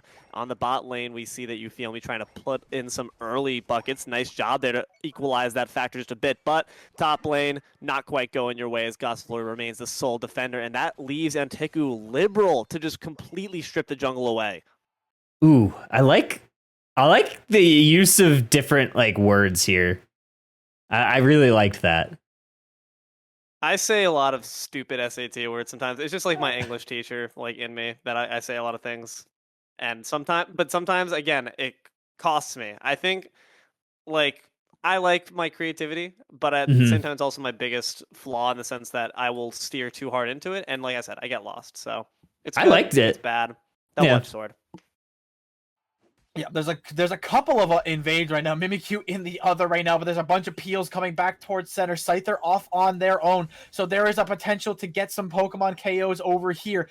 Then looks like Cramorant is going to get stuck down there, but grabs both berries and is able to escape this scenario. And just laying on all the pressure, trying to get this Cramorant. They're going to get that first KO in there right there, and looks like Trevenant is going. That's a Kyle call right there. In there, right there. It's the things that I'm trying to stop doing. Right there. Then When you put up from it, Mimikyu's going to take out Glaceon over there. They're going to chase this Blissey into her Pokemon Center. Nurse Joy, protect your girl. But it looks like Euphomia's going to take a ton. And I like that. Nurse Joy, protect your girl. That's fantastic. That's cute. I mean, a ton of stacks up in here, and are going to leave it on 7 and go towards these birds in the center that are currently getting chased down by Scyther, but Scyther's not going to be able to get both of them, getting KO'd himself in there, and a huge little scramble on both top, bottom, and in the central lane. That was just a fight that kept on going. It lasted for so long in the mid, in the left jungle. It just took place in all sides, and now it's going to be seen here on this bot lane. Rush back, protect your kids as the Chrom goes down again. Birds haven't been a hard time. Glaceon as well goes down in that top path, and look at the destruction being wrought here by this Mimikyu. Level 9, the first to reach it. You want to stay out of their way. Gets the double KO there on the Scyther. Chrom, I don't know why you're trying to dive back in. You're just going to be experiencing some playtime now. Eats them up with that Unite move. It is indeed those Glacial Spears, but is it going to be enough to step up against the Mimikyu? Waiting to see that one bounce. Unfortunately, that Flux Zone keeps them away from their prey. I liked the call. There are a couple really good things there. So calling out the Mimikyu first to level 9, that's huge. The using it, and then you like kind of predicted, right? Like you predicted Cramorant going down and calling that out. Where is it? Is it there? Goes down in that top path, and look at the destruction being wrought here by this Mimikyu. Level 9, the first to... Yeah, so level, we talk about it. Okay, level 9, first to reach it. It's raining destruction. Reach it. You want to stay out of their way. Gets the double KO there on the Scyther. Chrom, I don't know why you're trying to dive back in. You're just going to be experiencing some... Yeah, experiencing some playtime is fantastic too. That's a banger of a line. Playtime now. Eats them up with that Unite move. It is indeed those Glacial Spears, but is it going to be enough to step up against the Mimikyu? Waiting to see that one bounce. Unfortunately, that Flux Zone keeps them away from their prey for a bit longer. Euphomia's going to have to take... I like that too, and I thought that's a really good handoff. It was like perfectly like right when the fight was quick. Bounce picked up very well on that. Yeah, that can sometimes be hard. A hot drop. Sometimes they'll let too much sounds go by. Which sometimes like a second or two it's fine. But bounce was on it, which it means you're ready, which is good. Yeah, and like I think like obviously you guys are both kind of play-by-play focused generally right now as guys your two styles. Like the way I think about like C1 and C2 or play-by-play color is like the play-by-play analyst, like usually when you're ending and you're handing off, you want to like end on something that the color commenter can pick up on and talk about, like, oh, it was a huge, and with a huge score, or whatever you want them to like set them up to talk about. Like you're like going to like Olympics, right? You're setting them, and then the color is gonna like, spike down the analysis. Mm-hmm. Take a little bit of a step back in here. Mimikyu may be important, but it's not going to be strong enough to take on a Scissor ult by itself. But Espet's going to stop that score from going in and get that ult going off. Scyther grabbing that berry, but it looks like that Inteku can't get anything out of this push that they so thought was going to have a fruitful result for them, but are going to go straight back into this Regieleki. Phalanx marching their way up in there to take out that Umbreon. And there's a huge eject button in there to trap two players in there from Inteku. Incoming the ult from Phalanx as well. They're going to take that Regieleki, continue this push in, and are going to keep going in and taking out the Glaceon. And they land that Regieleki very quickly, and they are going to take this top lane. Are they going to score? Yes, they are going to do the math perfectly and take the... Bounce probably could have just said take the top lane and then done. Because this is one thing that Doob talked to me about too, is it's better to just make your call and stay with it and be wrong than to like double back with some question. Like, because then like the hype's gone. The hype of the moment, it's gone if you like double back. That's a very good point. It's also just why sometimes it's best to not commit to something. It's why actually it reminds me of something that Husky did in the first game, where Husky said, like, it looks like they're going to do this. And saying that immediately gives yourself a bit of leeway instead of committing yourself and pushing all your chips into the center of the table. If it's like obviously uncontested, this thing is going to go down, like Reggie Ice is going to go down, fine, say it. But if there's even a bit of chance and you're not quite sure what's going to be the result, it's best to play it safe. You could still have that hype, but you can just phrase it in a way that doesn't potentially make you eat your shorts. Exactly. I like that. Take those 44 points, but sacrifice that Registeel on the bot lane. You know what? We'll take that easily. You feel me starting off emphatically, and this Scyther starting to fall behind in comparison because they just keep getting knocked out, keep finding themselves out of position. It seems that you feel me might have found the key to ensure they can lock down what's been such a big threat. Uh-oh, Eldegoss could be in a bit of trouble here. You have the Espeon waiting in the wings, that stored power, already doing such great damage, and that Trevenant, the giving tree, giving goals, giving damage, giving KOs. Cramorant goes down, not the happy ending you expected for this children's book. That was good. I like that. The giving tree, and then you ended it on that. That was fantastic. I really like that. Thanks, man. That might be That's something though that I would go to say multiple times. That would be something Yeah. that you can't say multiple times. Because that's lengthy. It's funny, but you lose the punch. And honestly, maybe would have been better. Actually, I'm honestly okay with using it there. I think that was a cute moment to do it when there wasn't much else going on, so I could dedicate to that longer call.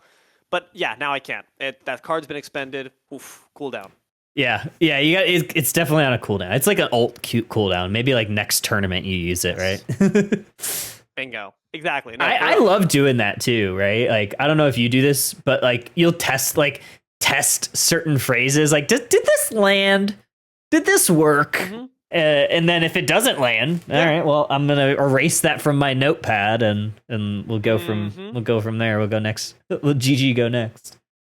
Exactly. What a great way to use the low goal total right there, and get rid of that safety area for Cramorant. And Umbreon got away because it's Umbreon and is able to heal themselves, but the Cramorant could not. And we see some more ults being popped over here. Scyther and Mimikyu and Phalanx incoming. Eldegoss as well. The flying little bulb going in there. Blissey, can they get away? They cannot. And another ult being popped by Cramorant. Everyone's going to leave this area. No turret destruction from here. I mean, there's no doubt about it. It's the Phalanx that we have to credit for that fight. They're going back in. They want seconds. They want thirds. All my homies eat, and there's several that need some food on the menu. Going to be adding to that is the Umbreon. That's just the dessert. Beautiful work there. March right through that mean look. The Phalanx continue on with a steady drum beat. And right now, Anteku feeling the beat right now. Could not. And we see some more ults being popped over here. Scyther and Mimikyu and Phalanx incoming. Eldegoss as well. The flying little bulb. Okay. I'm trying to follow here. So they kind of turn it, right? Like you have 2 down for You Feel Me, and then that right after that Scyther, they kind of walk into danger. Like you walk into 3 almost full health, obviously. This guy's going down, but going in there. Blissey, can they get away? They can. Right into the goal. Yeah. So one of the things I always talk about too, and this just comes from playing more competitive, specifically like going up to a final stretch when Cramorant was running wild. When you have a Cram on the enemy team that's about to unite, you need to do like one of 2 things as a team. You either need to have all of your cooldowns just go for it, or obviously you could have a Mimikyu or a Slowbro stop the unite, or you just need to full disengage the fight. And yeah, that's what they did. They're like, oh, Cram's ulting, I am out. And another ult being popped by Cramorant, and everyone's going to leave this area. No turret destruction. And they waited it out too. That was huge. They waited out the Cram unite, and they knew that Anteku was going to probably push this tier 1. So look at Beast, the positioning. Like I might be able to take 1 or 2 here, and that's exactly what they do. So he goes, and that's the thing. he goes for the squishies. Oh, poor Pollo Local just misses the mean look on it. I don't think they were ready, and just immediate no retreat Iron Head directly into the two squishies, and they go down immediately, like blink of an eye. Yeah. The Phalanx that we have to credit for that fight. They're going back in. They want seconds. They want thirds. All my homies eat, and there's several that need some food on the menu. Going to be adding to that is the Umbreon. That's just the dessert. Beautiful work there. Marched right through that mean look. The Phalanx continue on with a steady drum beat. And right now, Anteku feeling the beat right now. They're under a lot of pressure here. Right now, 140 point disparity. There's Regieleki popping up top, but they still have you feel me with that positional advantage. They need to find some opening to get some individual picks, but you feel me's grouping is just too much. Yeah. All very valid points. But yeah, like you said, did right now. I do that too. It's the worst. The demon playing and the little guys are teaming up to do a ton of damage in here. It is stopping Scyther from getting too much going, and had to use an ult there with a little bit of a Bliss assist to get out of this. But regardless, they are going to pick up that KO. Another Mimikyu ult incoming, another Espeon ult incoming, but it is not enough for Anteku. They just can't convert on these chances in here. Scyther going down as well. 3 members of Anteku down. One thing that I do in this situation, so we just saw 4, maybe 5 Unite moves get used there, all in like bang, bang, bang, bang. If I can call 1 or 2, like if I see 1 or 2 happening, I'm like, okay, I'm not going to talk about the Unite, like the specific Unite moves anymore. Usually I'll just kind of have like a blanket statement of both teams expending their Unite move economy or something like that. Because otherwise you just start saying this Unite move, that Unite move, this Unite move, that Unite move, and then you're kind of just like listing off long ability names. Exactly. Is my internet being weird?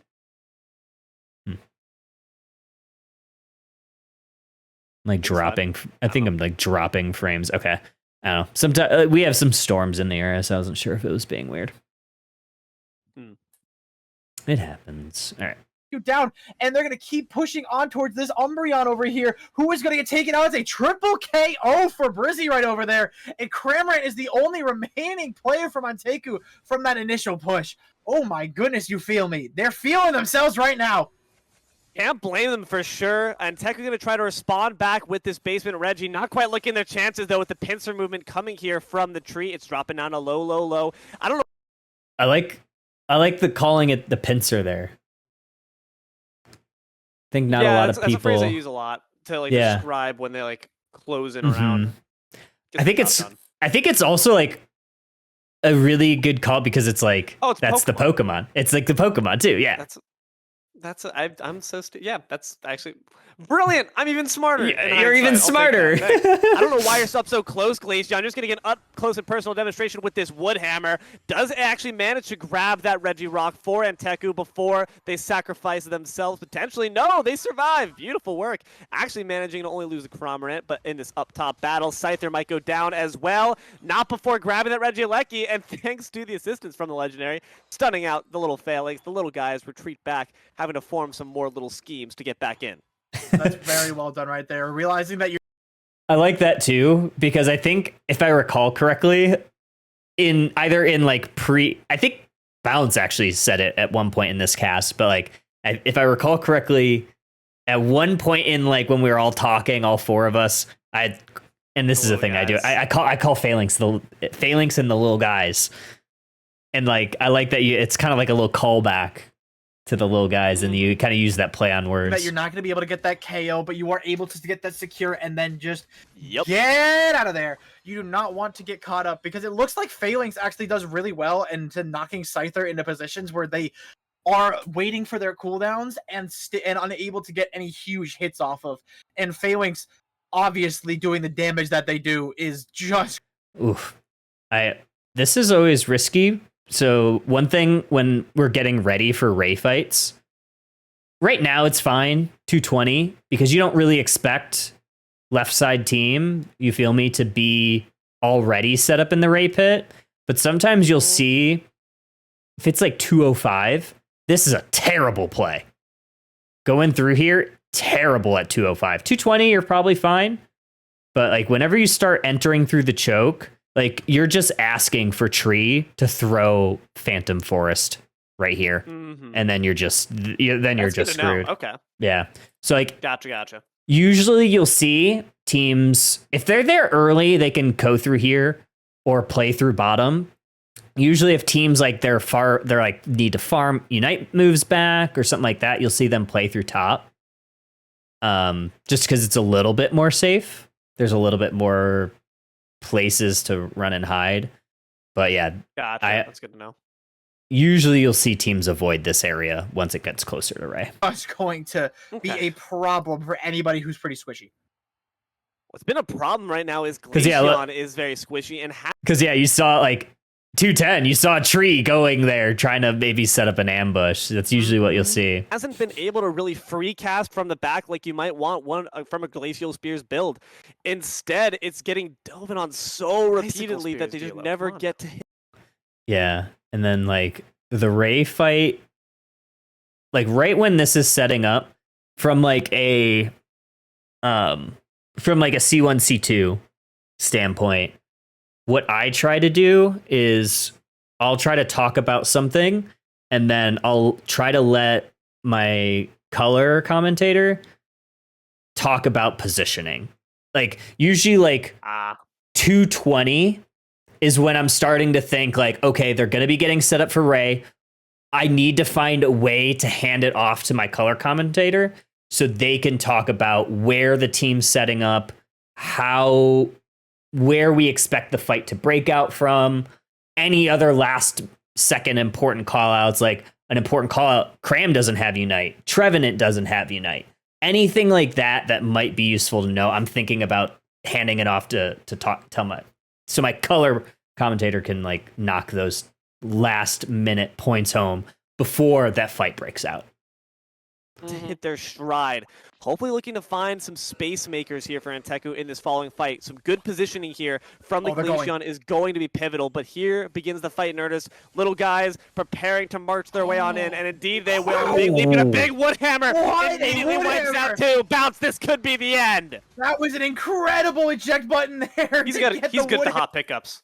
Yeah, he very much is. He's always ready to be hyped. That's one thing I love about Bounce, because Bounce comes from Super Smash Brothers, so they're always hype all the time. So he's very good at the hype. Hammer full stop in there. Scyther and Umbreon, the only two remaining up here for Anteku. And you feel me, are pushing things in. Anteku's going to get a KO in there. There is an Umbreon on deck. There is a danger to that. We saw it before. Umbreon could possibly get it, but he gets knocked out. And you feel me, are going to take this first game. It looks like, I don't want to speak too early, actually, because we saw last time that did not go very well. But I love that call out because I think I remember that game too. He's like, I'm not doing it this time. That's hilarious. They don't look like they have anybody to defend these up top, and they have a bunch of 100 burgers on deck, Dilo. Oh my goodness, what a play from that Trevenant. That Umbreon was looking scary for a moment, but you feel me, have learned from the opponents of Anteku's past mistakes. They said, get down in the ground. We do not want to deal with your stealing shenanigans and make you trying to steal out the jungle. It's a 300-point disparity. 1 KO will not grant you back all the momentum that you have lost, and they don't have enough points in pocket, even if they could drop them all in, and that's a big if. I like all of that. We're still coming off the hype of the Ray fight. Bounce hands it off to you. You talk about the point discrepancy, what Anteku needs to do to come back here. Because it's not over, right? There's still 40 seconds. There's still some money in the pocket, but they need something. So I think that's a really good like setup here. They still don't have enough points. I'm not sure what their way back in is, but they got 40 seconds to find it. If they can maybe grab a couple of KO. And that's a perfect handoff and segue. Like that handoff was seamless. I don't know what the path is, but they're going to start it. And get like a huge Bounce picks it up. That's beautiful.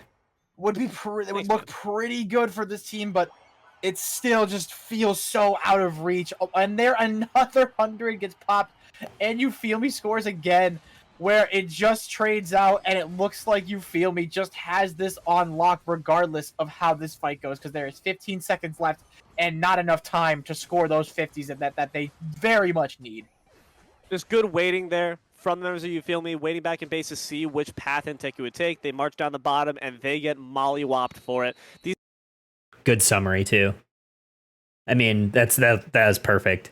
You word played with bounce, and then summarized exactly what happened at that end fight. Like, they waited it out. They wanted to make sure that they were playing cautious to not give up all their positioning, and then they just These psychic solaires, we haven't really gotten to throw a lot of credit to the Espeon, but are so key for the displacement that they're putting, just completely stopping anyone in their tracks from both engaging and retreating. A lot of credit there thrown to the Espeon, and it shows on the scoreboard, 622 to 264. It's a brand new You Feel Me. You feel me? Absolutely. We are at... Dang. Look at these KO numbers. 12, 11, 10. Gross. That's honestly gross. Phalanx. It received a nerf since then, but it's still so strong. I don't know why it doesn't get as much play. I feel like it could have more play in this current meta with how many all-rounders get banned. And we're in this grand finals now. It is all even Stevens at this point. It is a best of 3, just like we've been playing this entire game so far. And we're going to look over that You Feel Me. 12, 11, and 10 KOs on their side. Where on the Antaku side, nobody hitting that double-digit margin. And my God, like, we need to really talk about how Ducky works works the eject button. I've seen some Trevenants use that to a very good advantage. I have never seen one use it that clutch. Mm-hmm. No. There was some really beautiful work there, some great CC plays. Just instantly puts that fight on its head. 2 members down, Blissy's out of it. Can't do anything about it anymore. We have no sustain in this fight. There's no chance other than another clutch Umbreon steal. But hey, we are not going to be making those same mistakes twice against Aiteku. We take out the Umbreon, we finish the job, and put them in their place. Oh, yeah, that's right. I remember that one now. That was where that Umbreon made that just ridiculous steal earlier in the bracket. That was insane. Loving it. It's like what you said. You don't let that 1-0 advantage that Aiteku have gained affect your mental at all. As far as they're concerned, that's game 1, and it's in their pocket. And it really comes down to that kind of that mentality thing that I talked about before, where if you let it get to your head, it becomes another burden on you. Like, you're already down. You don't want to add too many of those to it. And it looks like they kept their cool. They were calm. They were collected.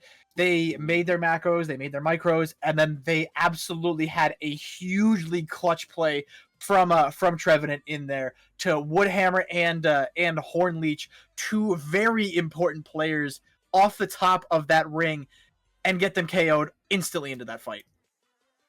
And now the real question that we have here, because we know that likely now another Comfey ban's on the horizon. That comp idea is off the board as we start to look towards the P's. Do we want to do one more, or do we want to try to cast one? Do a little practice. I'm down for either one, man. Let the chat decide, but either way, I got a pee. So when I return, I'll see what the folks have said. I've been drinking. I've been chugging so much water. I'm just so excited. But I'll be right back. All right. Practice. All right. I'll find one of my VODs. Actually, I already pulled one up. Oh, it's fun. We have same team, just a different match.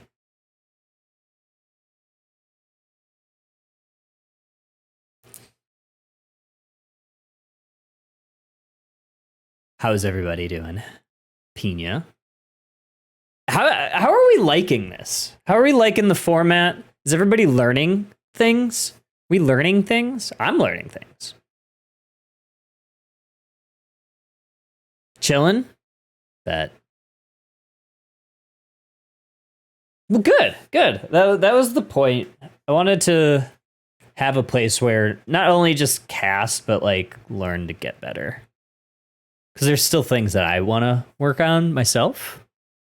And then I'm sure that there's things that a lot of the other casters in this scene want to work on too. So I'm definitely having fun.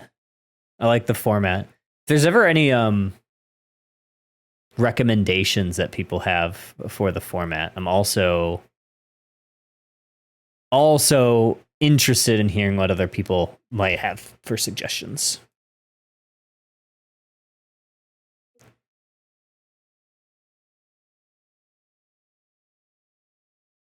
Yeah, my internet. What say the folks? I think we're gonna practice. We're gonna practice. Let's do it. Actually, All right. that's perfect for me because although at 11 right now for me it's 11 here in Buenos Aires. My neighbors get pissed at me at 11:30 about casting, so this is perfect. Oh, I didn't realize you're in Buenos Aires. Right up to the quiet hours that have been self-imposed. Yeah, I'm in Argentina. I'd be RG. Oh. Well, no, I'm not RG. It's a lie. I'm gringo as fuck, but I live in RG.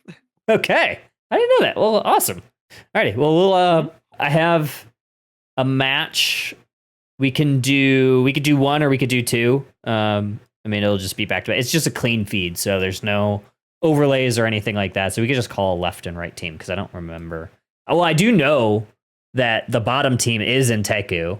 The top team, I think, is just a random like team put together by friends. Like There's I know no way Flare. there's no way to put names on them. I always like to do zebra cakes versus honey buns. Personally, whenever I don't know team names for something, I always give them Hostess snacks or Little Debbie snacks. I like that. Better than blue and red. I'm like always tired when Smite people do it. They're like, oh, blue team versus red team. Nah, bro. Honey buns versus zebra cakes. Who's better? Okay. There's not a way, like at least in this setup, there's not a way for me to put it on there for you. That's but okay. we can. I mean, if you want to call left team something, what are you thinking? Left team's honey buns, right team's zebra cakes. Easy. Alrighty. Peasy. I'm down with that. I'm down with that. All right. Let me write that down too, because I will forget. Zebra cakes. And this is the answer to Kelsey's question. This is actually what I like on my note sheet right here. This is from all the Smite games I've been casting, but it's just as like I always write down the team names at the very least. Well, to be fair, that depends on if your setup's good enough. My setup sucks. I cast off a laptop. Oh One yeah, monitor, yeah. So yeah, that's rough. I can't see anything else other than my screen. Otherwise, it's too small for me to actually cast the game. So for me, I need to write down like most of my stuff. Oh yeah, Left yeah. zebra cakes, right honey buns. I have many Excellent. screens, so I just kind of just go. I am not worthy. One day. I have One so day, many maybe. screens. I have so many screens. It's almost too many screens sometimes. Alrighty. So let's go ahead. Let me drink my water first real quick. Gotta get hydrated, buddy. Actually, I have been go talking just a to- lot. One extra protective layer for the neighbors. Smart.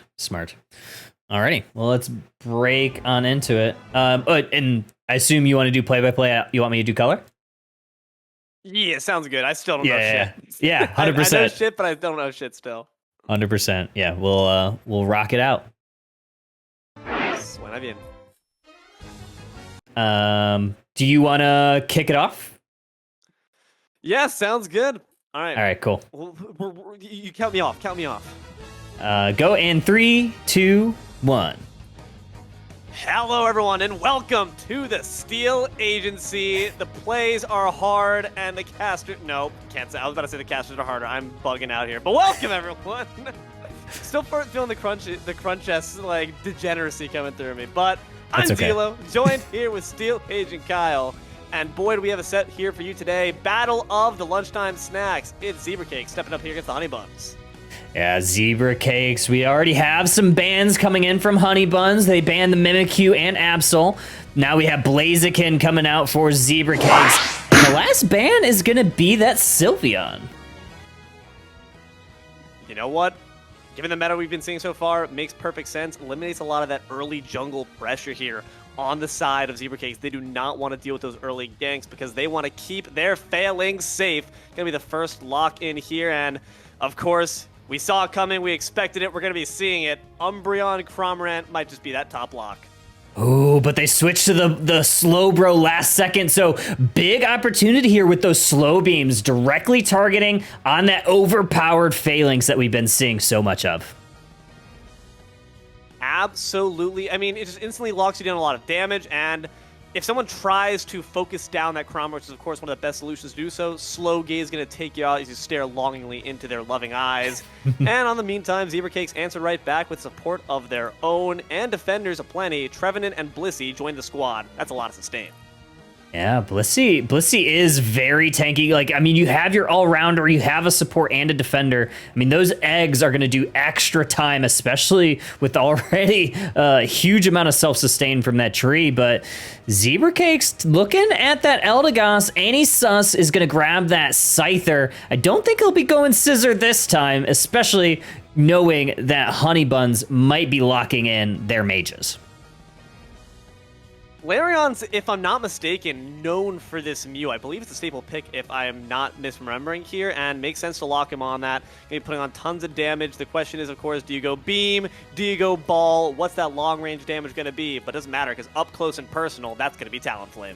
Yeah, ooh, and I like this last pick, Lucario. You already have that Phalanx, so imagine that we'll be seeing the extreme speed build, knowing that the Phalanx, the armor, the little guys do give you a full reset every extreme speed. So it's kind of a counterplay option into something that is very strong in the meta. Great option there to just try to take down the top block. Obviously, Zebracakes have a lot of confidence in this Phalanx, opting to move it on first. So if you're able to get a last pick here, what's the least prioritized, and still have it be efficacious to take down their best hope, their trump card on the opposition side, that's going to feel really good. But as we start to get into this game, early game dynamics, Kyle, walk me through them. Yeah, some of the item sets were very interesting. One thing that I noticed on this Talonflame, they were stacking that attack weight, but in addition to that, we had a Floatstone Score Shield. Score Shield, not an item that we see a ton from Pokemon, especially in the competitive meta, but this Talonflame, they're going to be looking to score. I mean, can make a really big splash there because of that fly. Of course, if you opt to go that way, it's very annoying and difficult to catch up to you. So I can see that flame charge in, grab that goal, fly right out, take that cruise after getting that EXP and attack weight up. So got to make sure that you're capitalizing on that battle. Of course, if you don't end up stacking early, you're kind of sending that pick to the trash compositor. Yeah, we've got a little bit of a fight going up on this top lane. Lucario going to try to steal some of that contested farm. They're able to do so. They might try to get another one. They don't get that, but they might be going for this this Chansey. Chansey goes down first. Goals there going to fall. Quick little 8 put up there by Lucario. And Phalanx, unfortunately, little guys not able to accomplish big things. Instead, might be getting the big hurt. Another dunk here by Lucario.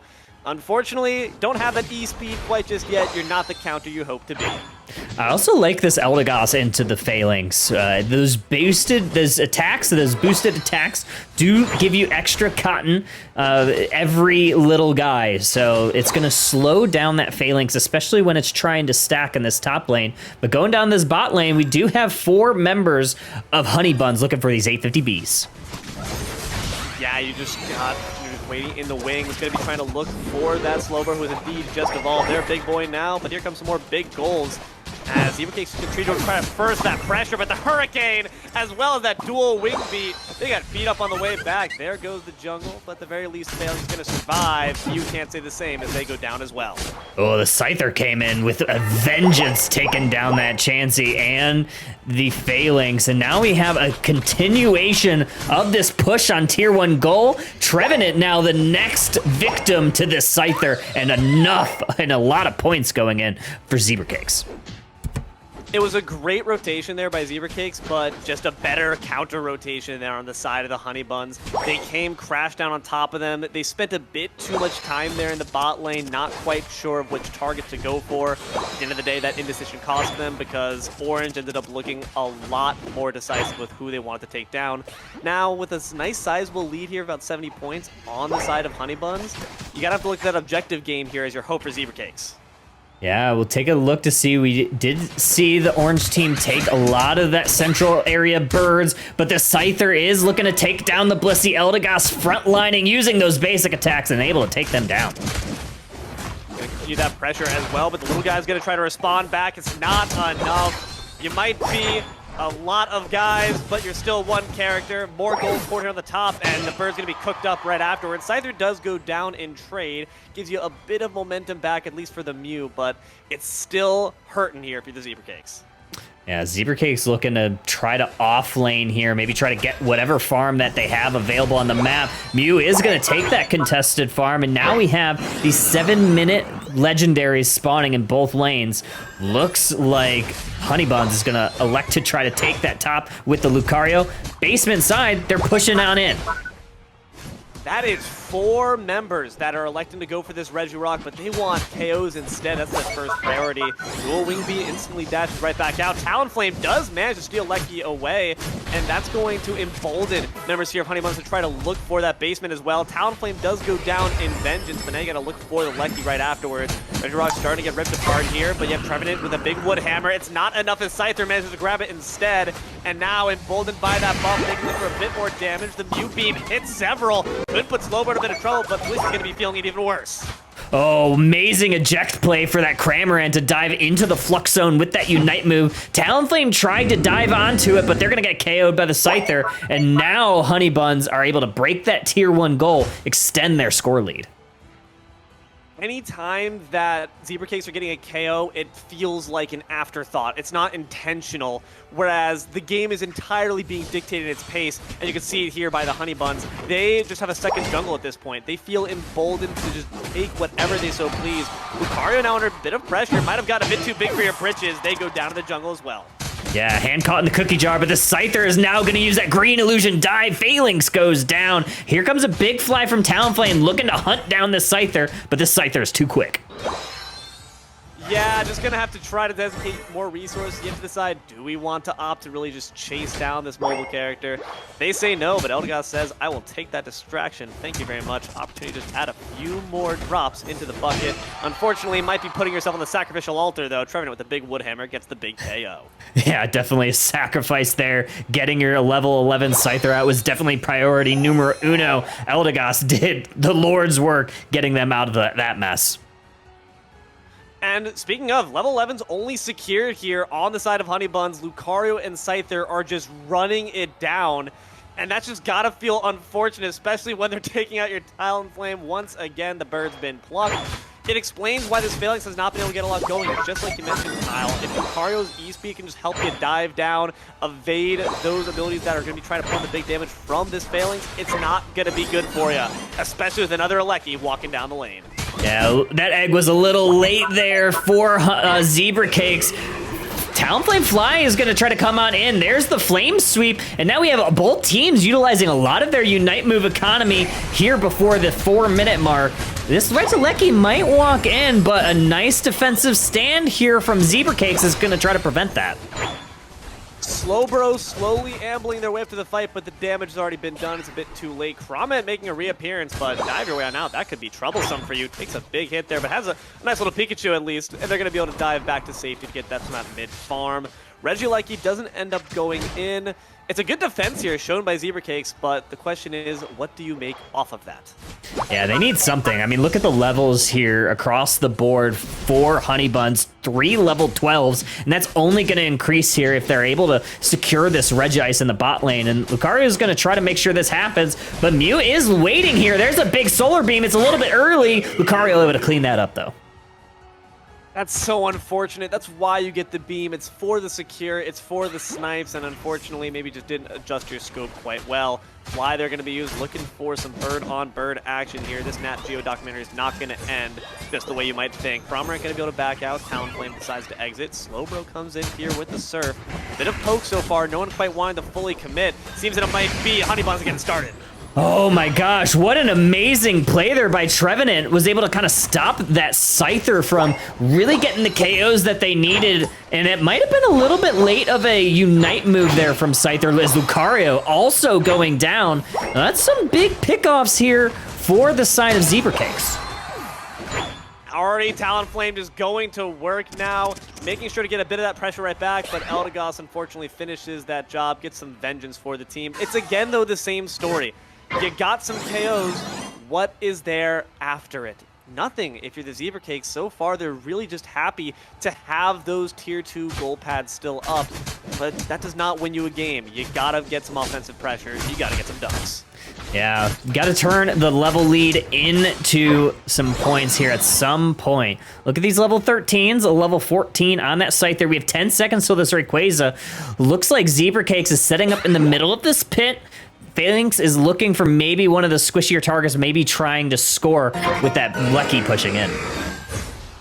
When there's a Ray, there's a way. There's a reason why we always say it. Talonflame gets the action start with a nice little 40 drop. It feels good, but it's not enough, especially when you got Lucario walking in up top with a lot more underneath their belt. 86 drops in, and Ray hasn't even started. The damage certainly has, though. Blissey looking a bit worse for wear. Lucario wrapping on that backside. This could be deadly.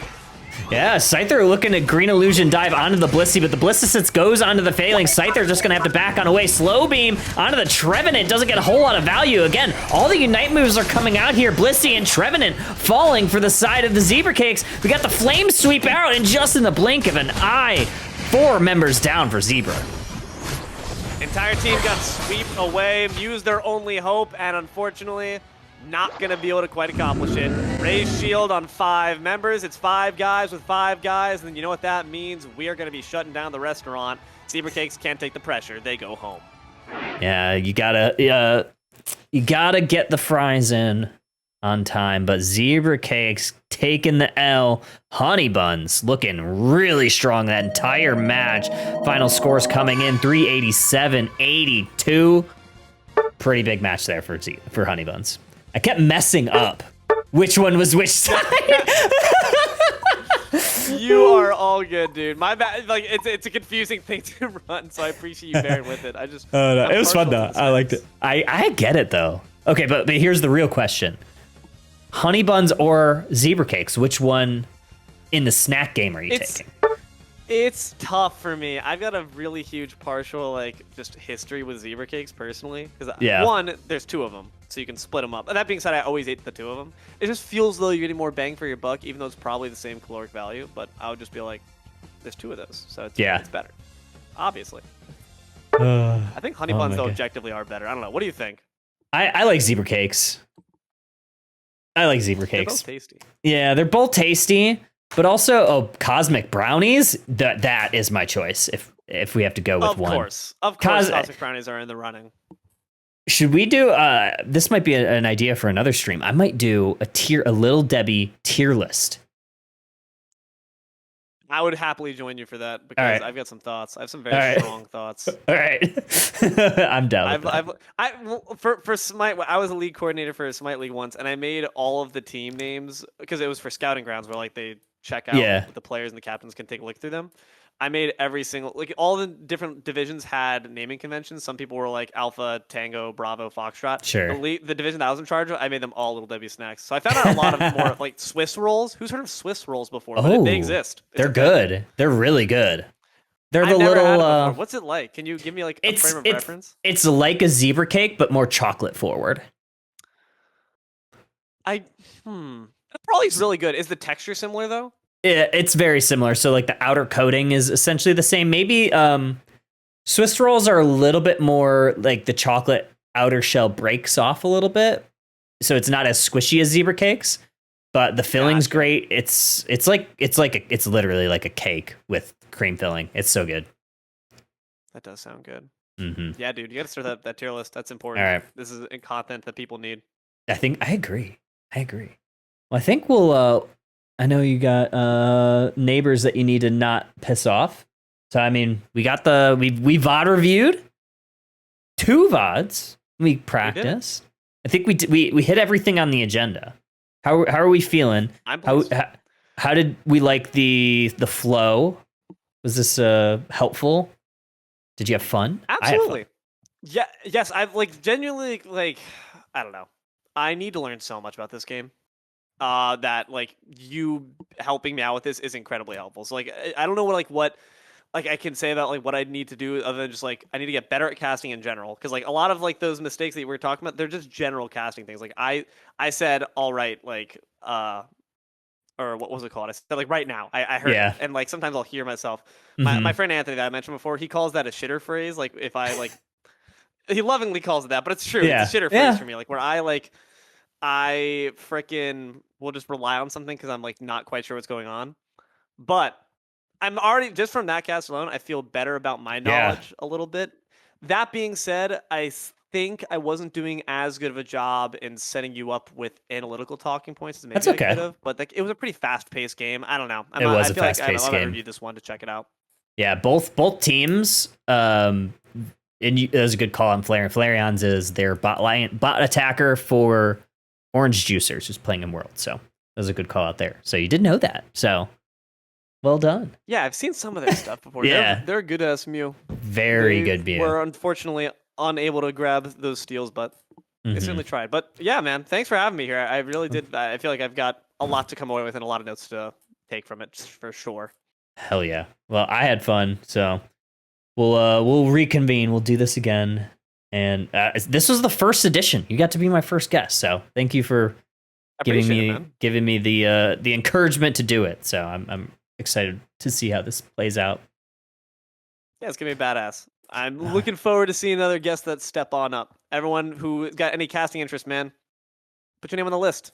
Casting's fun. Casting's for everyone, dude. Anyone can be a caster. People think that like it takes some sort of like fucking gene, like we're like X-Men. We're not. We're just people that yap. We just yap. I think so Pina casted with me on one of the crunchy castums. That's what I told her. I was like, just yap. You're good at yapping. Like just yap a little bit. You'll be all right. Yeah, it's like what Woody, like, Buzz like flew, and then Woody was like, that's just like landing with style. We just yap with style. That's literally what we do. Yeah.